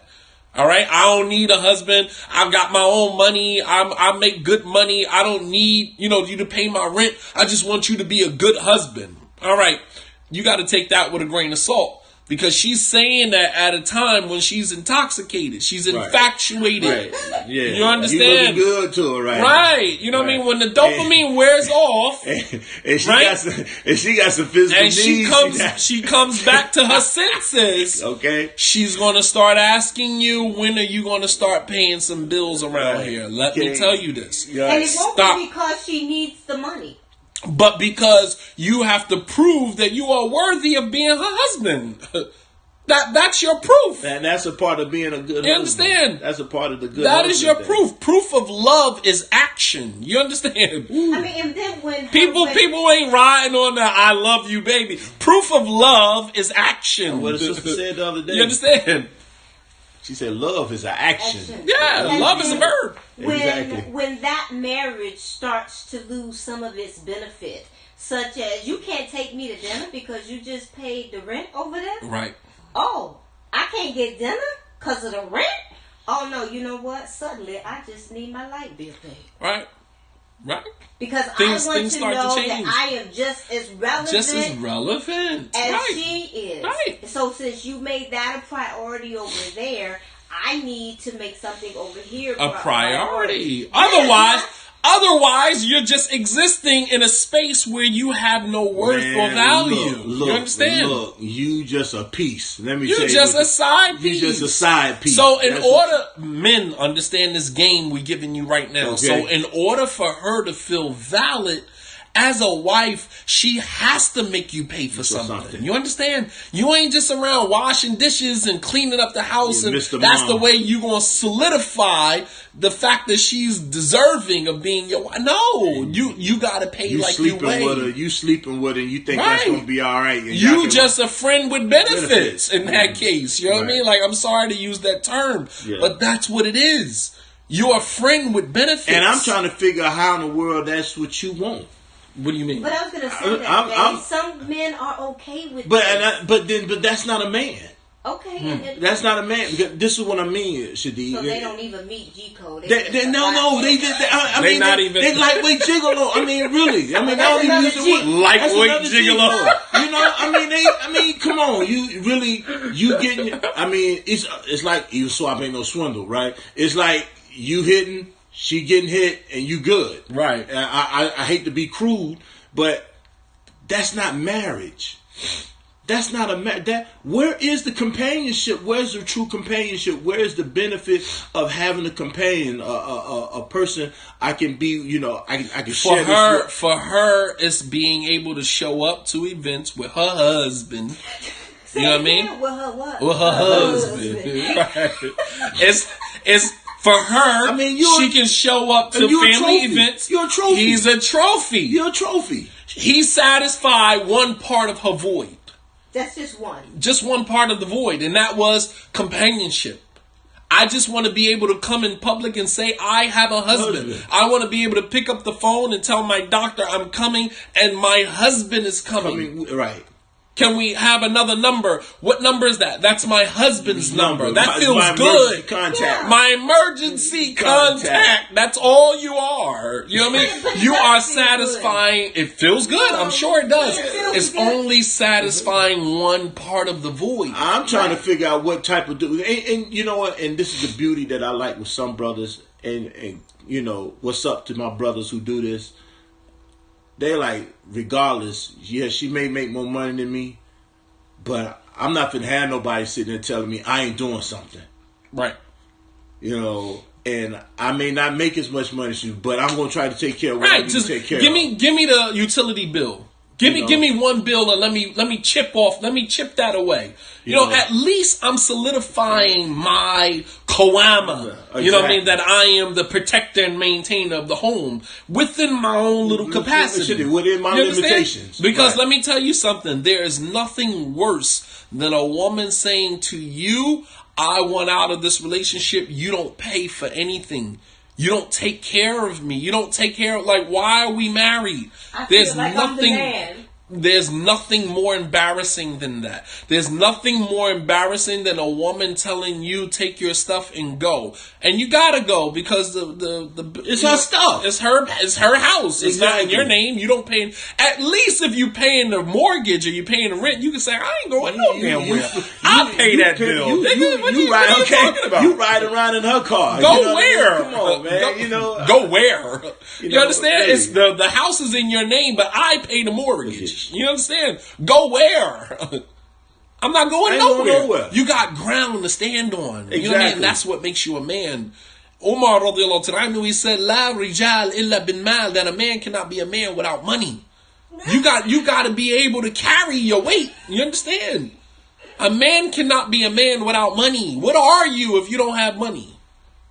You know what I mean? And somebody can say, well, poor people is going to enter into Jannah. Like, man, miss me with all that. Poor people are going to enter into Jannah long before those who are wealthy, but that has nothing to do with people who are married. You're married, you have a responsibility. You have financial responsibility. You have emotional responsibility. You have physical responsibilities. You have mental, psychological responsibilities. You have social responsibilities. You have a ton of responsibilities that come along with being married. And using the poor man's pity is not going to get you out of that. I'm sorry, we're not rocking with that, man. That's un-G bring you up the G code. A woman tells you, I don't need you to pay my rent, I just need a good husband.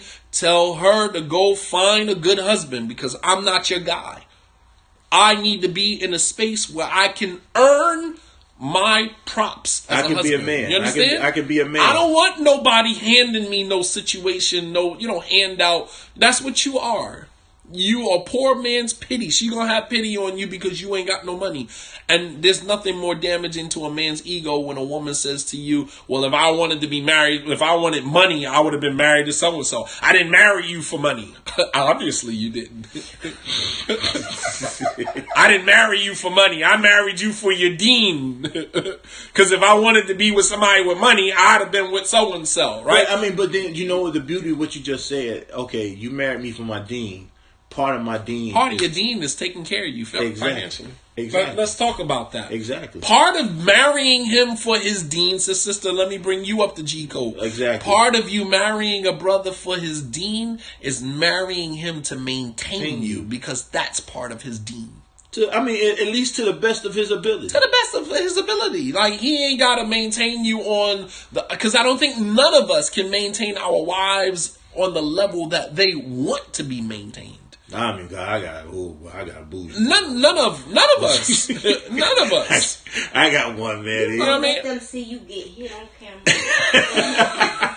None of us can really maintain our wives in the manner that they want to be maintained. Quiet is kept. Our wives have salvaged so much of our egos, it's ridiculous. Exactly. The same egos that we use to beat them up with, they are the ones that's helping you to keep the damn ego. Exactly. Because if they were to demand from us what they really wanted, we would never be able to satisfy. We couldn't do it. It's out of their mercy and their compassion that they settle for what we can offer. You know what I mean? And it's their right to demand. Allah subhanahu wa ta'ala has given them that. You know what I mean? But it's very important, man. Like, fearing Allah is not a plan. That's not a plan. That's not the plan. That's not the action plan. You know what I mean? That's not the action plan. The sole action plan. It's included. It's in the details. Exactly. But it is not the plan itself to fear Allah. Obviously, we're going to fear Allah regardless whether we married or we not married. Exactly. But when we go into a marriage, we have to have a plan. There has to be a plan. What are you going to do when this happens? What are you going to do when this happens? Or when that happens, what are you going to do? I'm relying on you as the husband. How are you going to handle that? I don't know. I'm going to just fear Allah. Inshallah, Allah going to make a way out for us. Inshallah, He's going to make a way out for does. But what are you going to do? Right. He does. And show you something me and Naila, we kind of talk about a lot of times, right? Because I ain't going to tell you no lie. I'm a big advocate of, my risk gonna come from Allah. I know it. And Naila be like, okay, but we still gotta go to work, right? I said, but we are working. That's my thing. We are working, so I know Allah's gonna give us what we need because we are working. Right. We're not just sitting here doing nothing. Right. So that's my thing. When I have the fear of Allah, I have the reliance in Allah, it's because I've done what I can do. Right. Or I'm doing what I can do. So now I'm just waiting for Him to add the increase, in a sense. But you just sitting there talking about fear Allah. What does that entail? Well, we just going to fear Allah. Then tell me what that entails. Tell me what fear Allah means. How do I break that down and compartmentalize that? What do I feel like? What do fear Allah feel like when it's an emotional situation? How does that translate into our bills getting paid? How does that exactly? So when you start using these vague, generalized terms, give someone the specifics about what that looks like in real time. It's a verbal bully move because we all sit here and we know the huge, incalculable value of fearing Allah. And so when you use something like that cannot be measured, that has no human weight, that has no monetary value, but has the most value, period, that will take you to Jannah, that's really to just shut you up. Because what are you going to say? I have just told you, I have just offered the most valuable thing that I could possibly have. My belief and my fear of Allah. And I'm offering that for the water bill. Why y'all laughing? That's valuable. He's tripping. It's similar to what Ali ibn Abi Talib said about the Khawarij when they bust in the masjid while he was giving the khutbah, and they said, there's no judge except Allah. And Ali ibn Abi Talib, he said, Kalimatul haq urida biha batil. He said, it's a true statement, but they only desire by it falsehood. You're only trying to push your falsehood by using a true statement. Yeah. So you're saying, I'm a fear Allah, which is a true statement. And it reaps its benefits, but you're using it to muzzle and to silence the complaints, the authentic complaints of your spouse. Absolutely. I know your Periscope might have been burning up over there. They can't even say nothing. Kalimatul haq urida biha batil. It's a true statement, but you only mean by it falsehood. You don't mean anything honorable by it. You're just using it to silence the legitimate complaints of somebody who is bringing you something. We just trying to give you guys some game, man. Both brothers as well as sisters, man.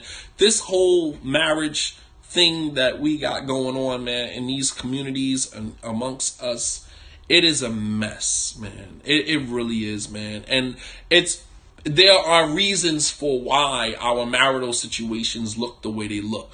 I mean, obviously, Islamic leadership plays a huge part in that, because Islamic leadership, from the top to the bottom, it represents structure. It represents authority. It represents fear. Because if a man knows that he marries a woman for... Let me share something with you. I was in a community in Philadelphia, right? 60th Street.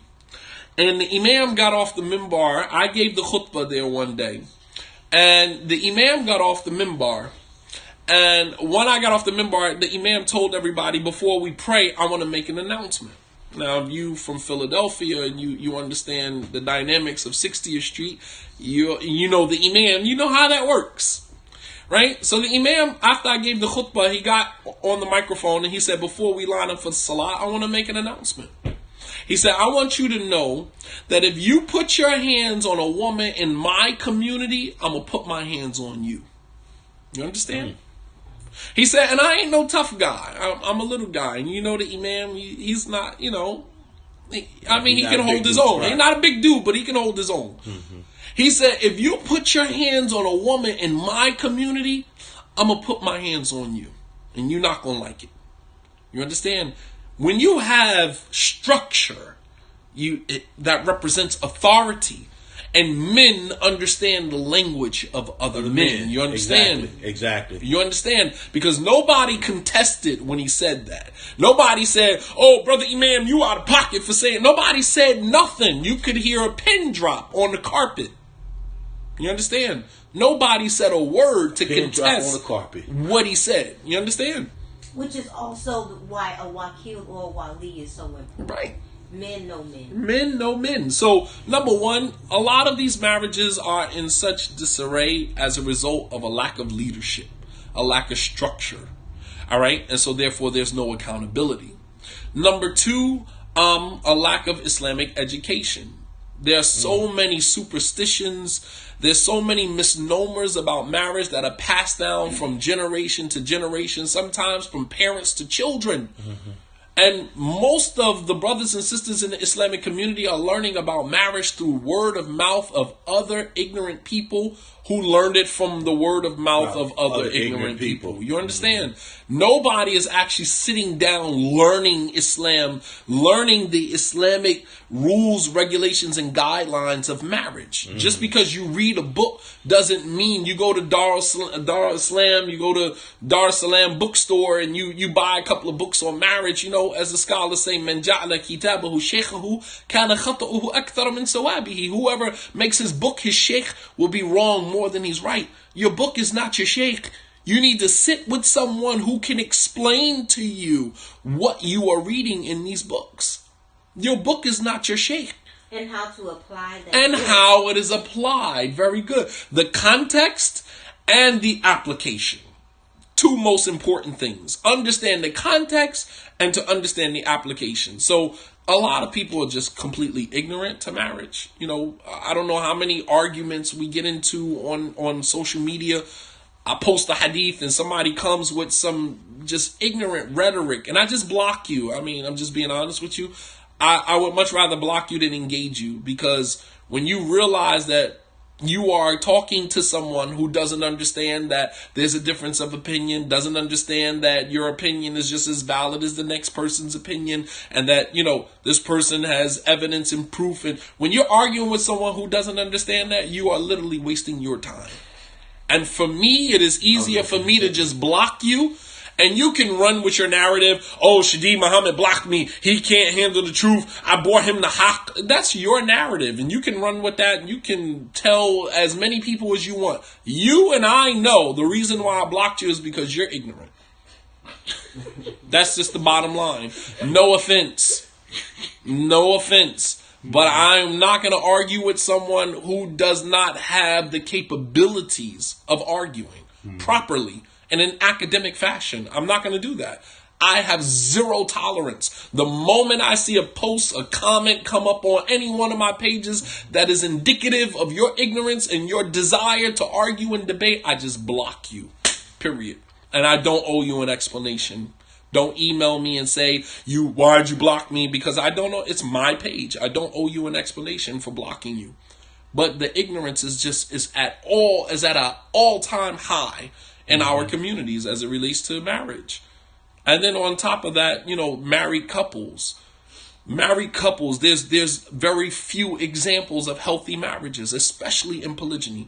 I'm always curious as to why men always want to go into polygyny, but no one wants to come out in public with their polygynous situations. You very seldom can you see a man with both of his wives, all three of his wives, all four of his wives, his children out at the Eid, all together so everybody could look in amazement. You have some people who going to hate on you, some people, but you know what I mean? Like, for those who are living that marriage, that's their life. Right. They don't give a damn what somebody else thinks. Exactly. I pull up to the Eid, and anyone knows when I was the imam in Philly, I pull up to the Eid, both of my families, my children, we all together. That doesn't mean that we're one big happy family. We have problems just like any other family. Exactly. But when it comes to, events like the Eid and family events like that, we step out as a family. We are a unit. Flaws and all, dysfunction and all, we're still a unit. And that's the way we function, because the head of the household decides that that's the way that it's going to be. You understand? I decide that. My wife is standing right here. She's not going to contest nothing. And that's not that she's afraid of me or whatever the case may be, but she has given me that place. I've earned that. She hasn't given me anything. I've earned that. I am the man of my household, and if I'm not going to be the man, it's not going to be a household with me in it, period.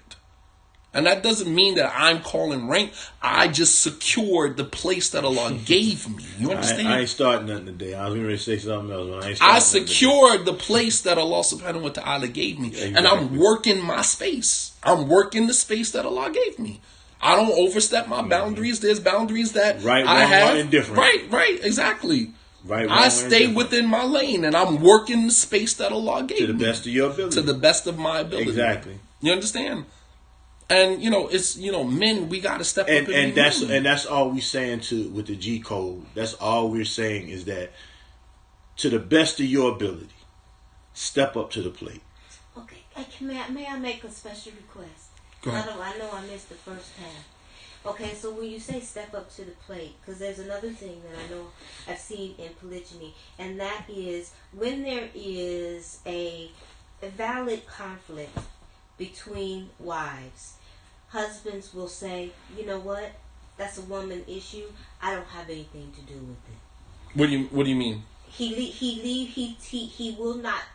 He will not do anything to assist them to resolve the situation, to come to negotiation. He will not try to be the peacemaker in it. He just is, and this is my belief, is that these women, they are in this position, that I won't say position, they are in polygyny because of it, and even if they are okay with it and they're acceptable of it, they are in polygyny because he chooses it. Okay, fine.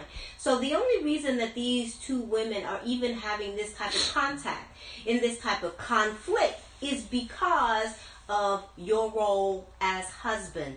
And then when an issue arises, for that same husband to say, oop, I'm absent from the situation, and not be able to be the bridge between the two women that he actually brought together. Yeah. I'm gonna address that one a little bit. Yeah, I'm gonna address that a little bit. Okay. All right. You don't like it either, Mason? I don't like it either. Okay. So, but here's what happens. And if we look at that, if we look at that from several different spots. One, now, he's dead wrong if he's just playing an ostrich in the, head in the sand type of deal. If that's what we're talking about. Now, if he is trying to work it, as you say, the reconciliation of the Islam, and he's talking to this one, doing some things here to make the peace and keep it. That's something different, right? So, and a lot of times, but here's what happens too. Sometimes in that, the wives don't know that this is his actions until a little bit later, and then they finally figure him out. That.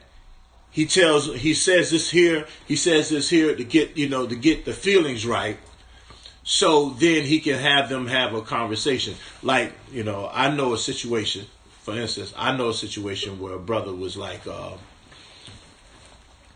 wives had an issue. He told him go in there and work that thing out. Right? But now he had the trust in them that they will be mature enough and women enough to really have a discussion, right? Now, after the discussion and before this discussion, he actually had some discussion with them. Okay, but that's still not someone who removes himself from this situation. And so now, then that person there, I'm going to be honest with you, I can't call it no other way. That person there, I don't want to necessarily call him a coward, but he got coward-like tendencies. He doesn't want to deal with conflict. Well, let me jump in there, Haas. Okay, all right. I don't think that he has cowardly tendencies. There are some situations that I personally believe that women, certain conflicts that go on between wives, that they do need to fix between themselves. Right, and that's what I was just saying. Especially if it didn't include him.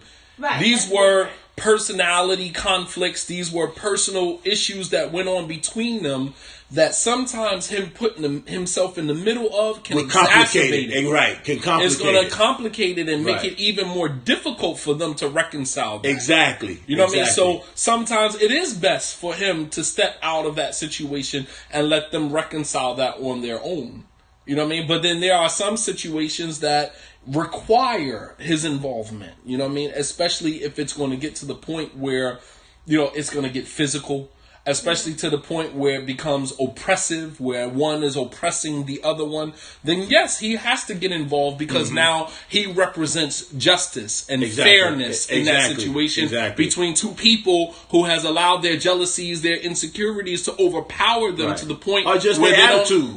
They don't know how to be just and fair. Exactly. So at that point, him putting himself in the middle of that, he represents justice at that point. And it may be a wajib, it may be obligatory upon him to intervene, to get in between that. But then there are some situations where he probably needs to step out and let them fix that themselves. You know what I mean? The Prophet ﷺ, he didn't jump in between every single conflict that went on between his wives. There were certain situations he didn't touch, he left alone. When Salama, like his wives were broken into two groups, right? Just a little tip for the brothers who have wives. If you have only two wives, in many instances, they're always going to be at odds with one another. When you marry another wife, that third wife is going to find one of those two that she rocks with. Right. So it'll be two against one. Right. If you marry four, then you're going to have one of two situations. Either three of them are going to gang up on the one, or the two, it'll be 2 and 2. You know what I mean?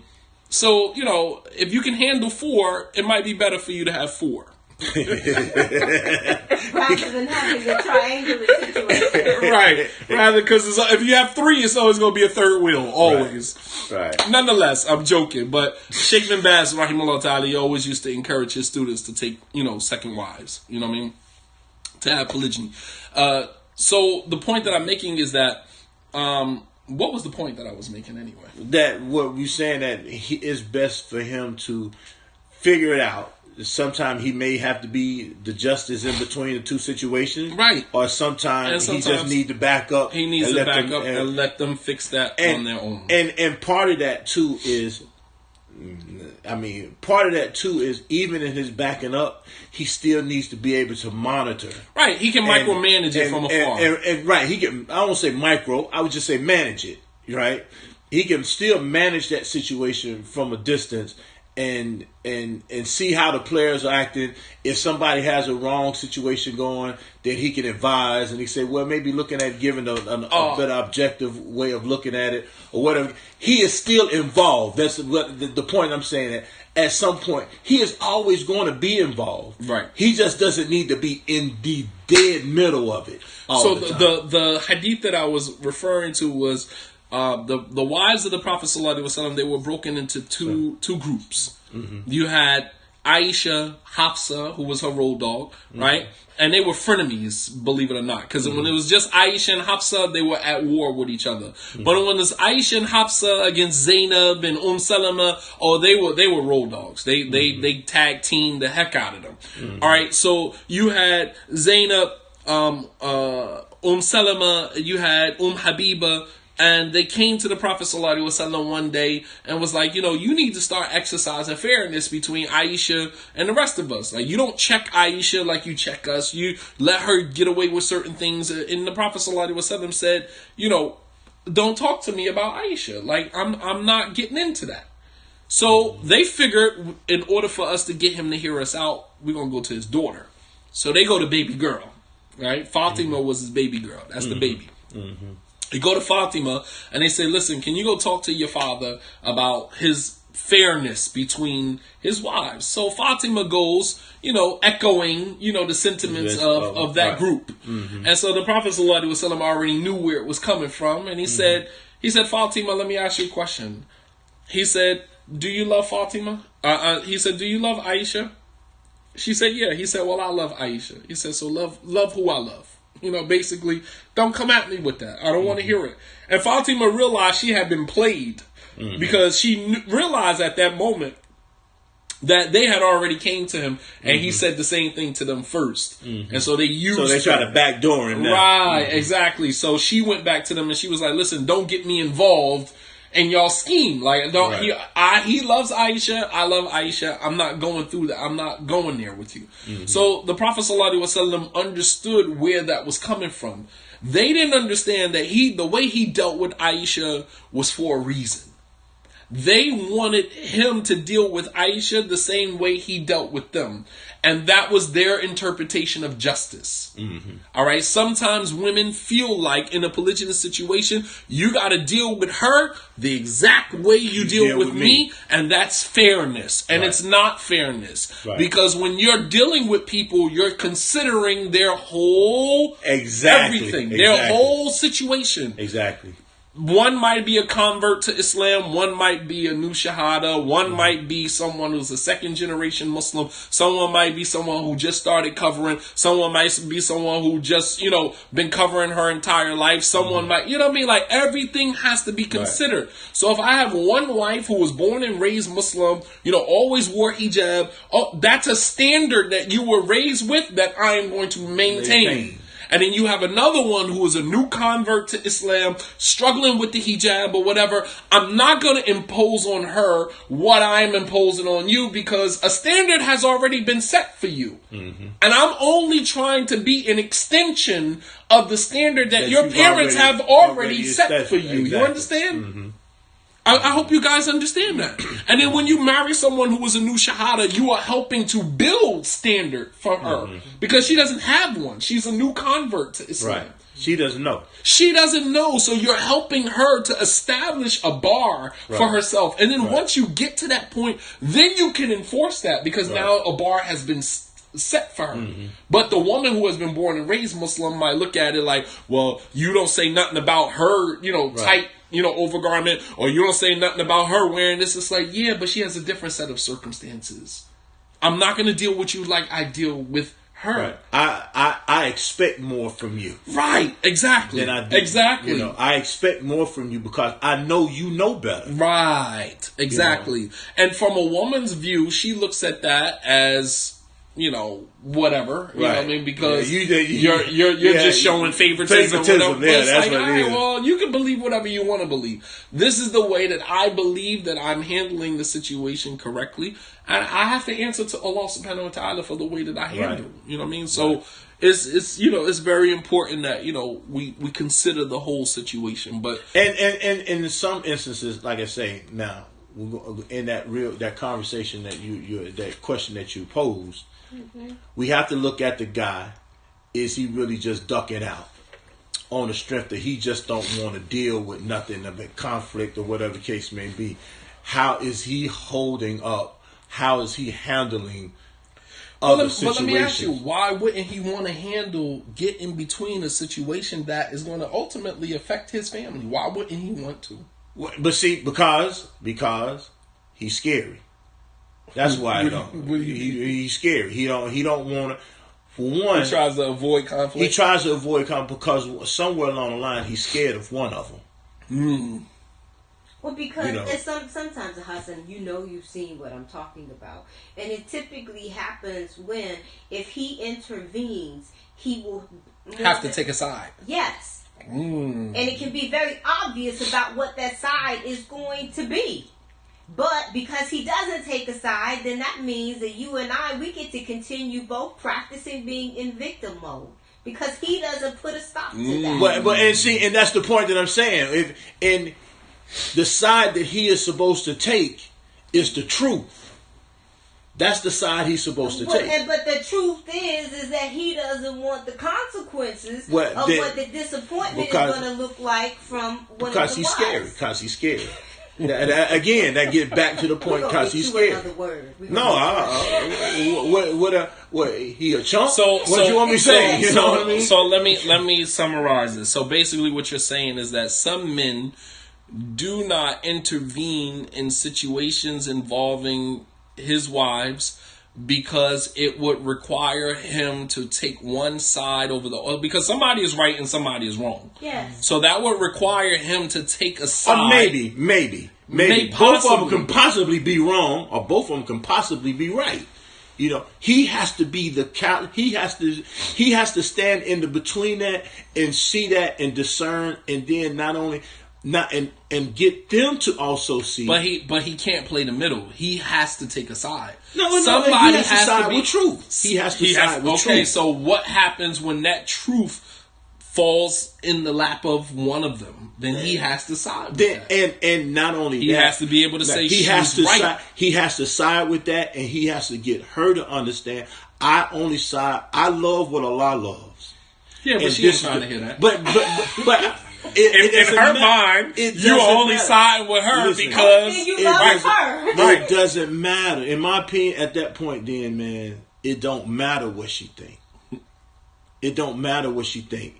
If he has shown himself to be an honest and truthful person, I ain't gonna sit there and say he ain't come up weak or leaking at some point or whatever, because he's human, But for the most part, his track record is to try to do the right thing. He may have made some wrong decisions, but his track record is to do the right thing. Every time he turn around, he just ain't siding with what appears to be his favorite. Because I have a thing I tell people in a minute. Do you have a favorite? Who, me?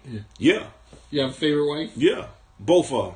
Oh, come on. That's what I'm gonna tell you, though. That's what I'm gonna tell you, though. I want controversy. Okay, you gave me the easy way out. Yeah, I know. I ain't finna be stupid, though. You know what I mean? So, I'm not gonna be dumb.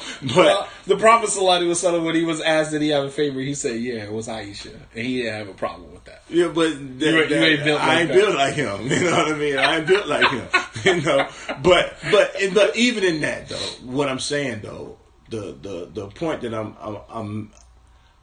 what I really favor is Allah.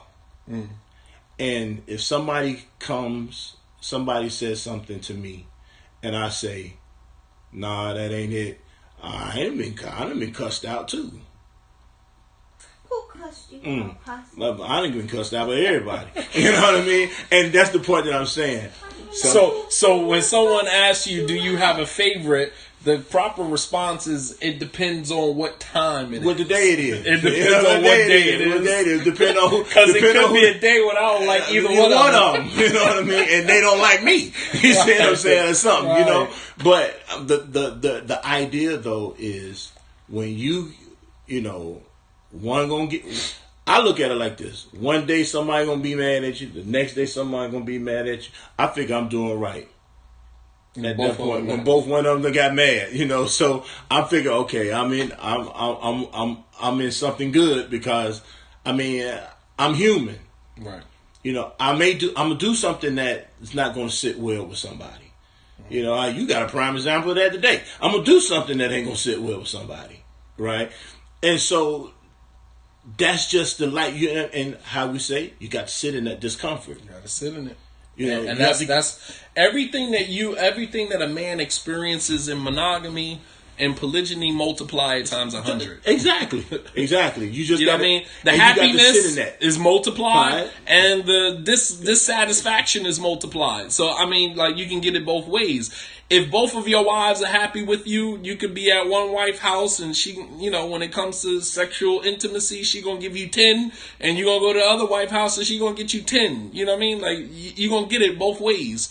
And then at some times, neither one of them is feeling you. And the sword that came out in one spot, and the sword that came out somewhere else too. So, you know, I mean, roll, but that's just life in polygyny, and you can't avoid conflict by avoiding conflict. You understand what I'm saying? You can't avoid conflict by avoiding conflict. Right, you can't be an ostrich with your head in the sand. Right.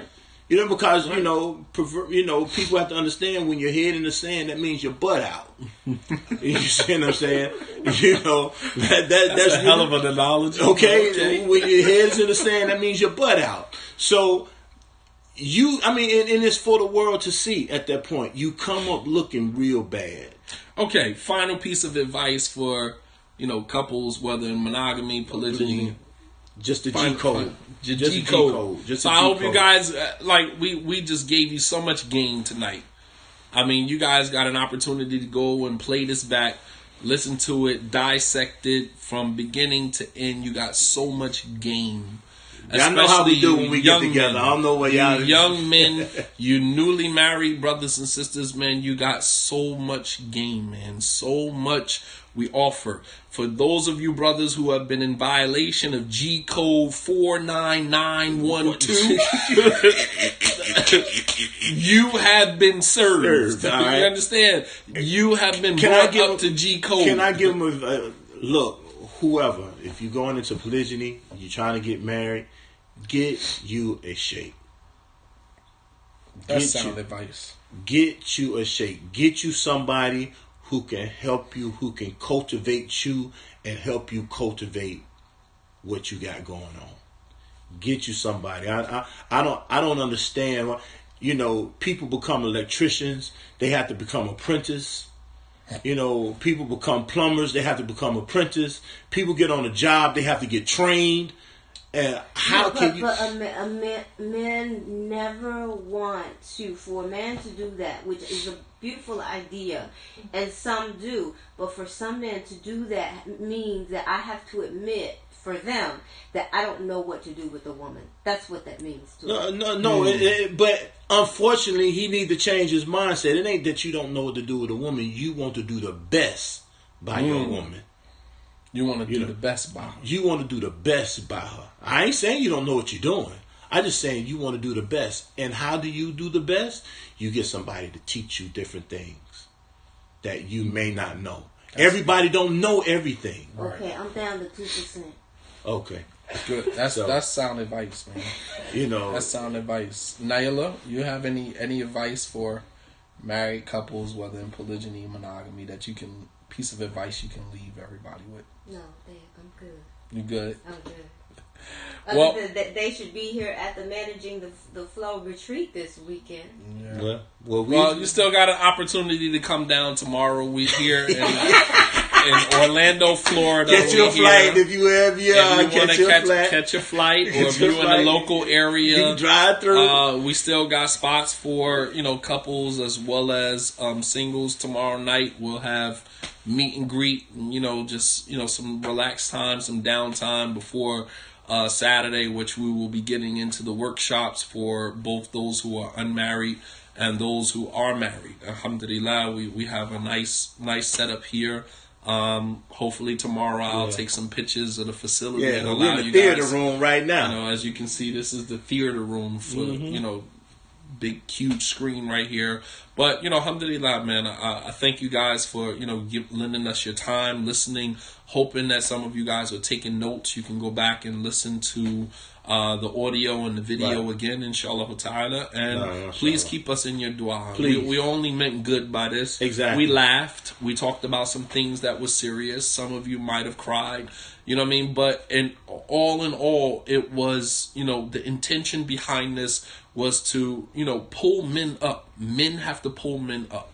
Mm-hmm. The way that some of these marriages, is just raggedy, man. Some of these situations are raggedy. Unnecessarily. It don't have to be like this. We don't have to keep conducting ourselves like this. Exactly. We can do better, and we have to do better. Mm-hmm. Our religion dictates that we do better. Mm-hmm. You know what I mean? And this is what I wanted to present, and Allah subhanahu wa ta'ala knows best. Jazakallah khair. Well, yeah, Sheikh. I appreciate you, man. No, I appreciate you, man. Alhamdulillah. May Allah subhanahu wa ta'ala reward you all. Wa sallallahu ala nabiyyina Muhammad wa ala alihi wa sahbihi wa sallama taslima kathira. Wa akhiru da'wana alhamdulillahi rabbil alameen. Wassalamu alaikum wa rahmatullahi wa barakatuh.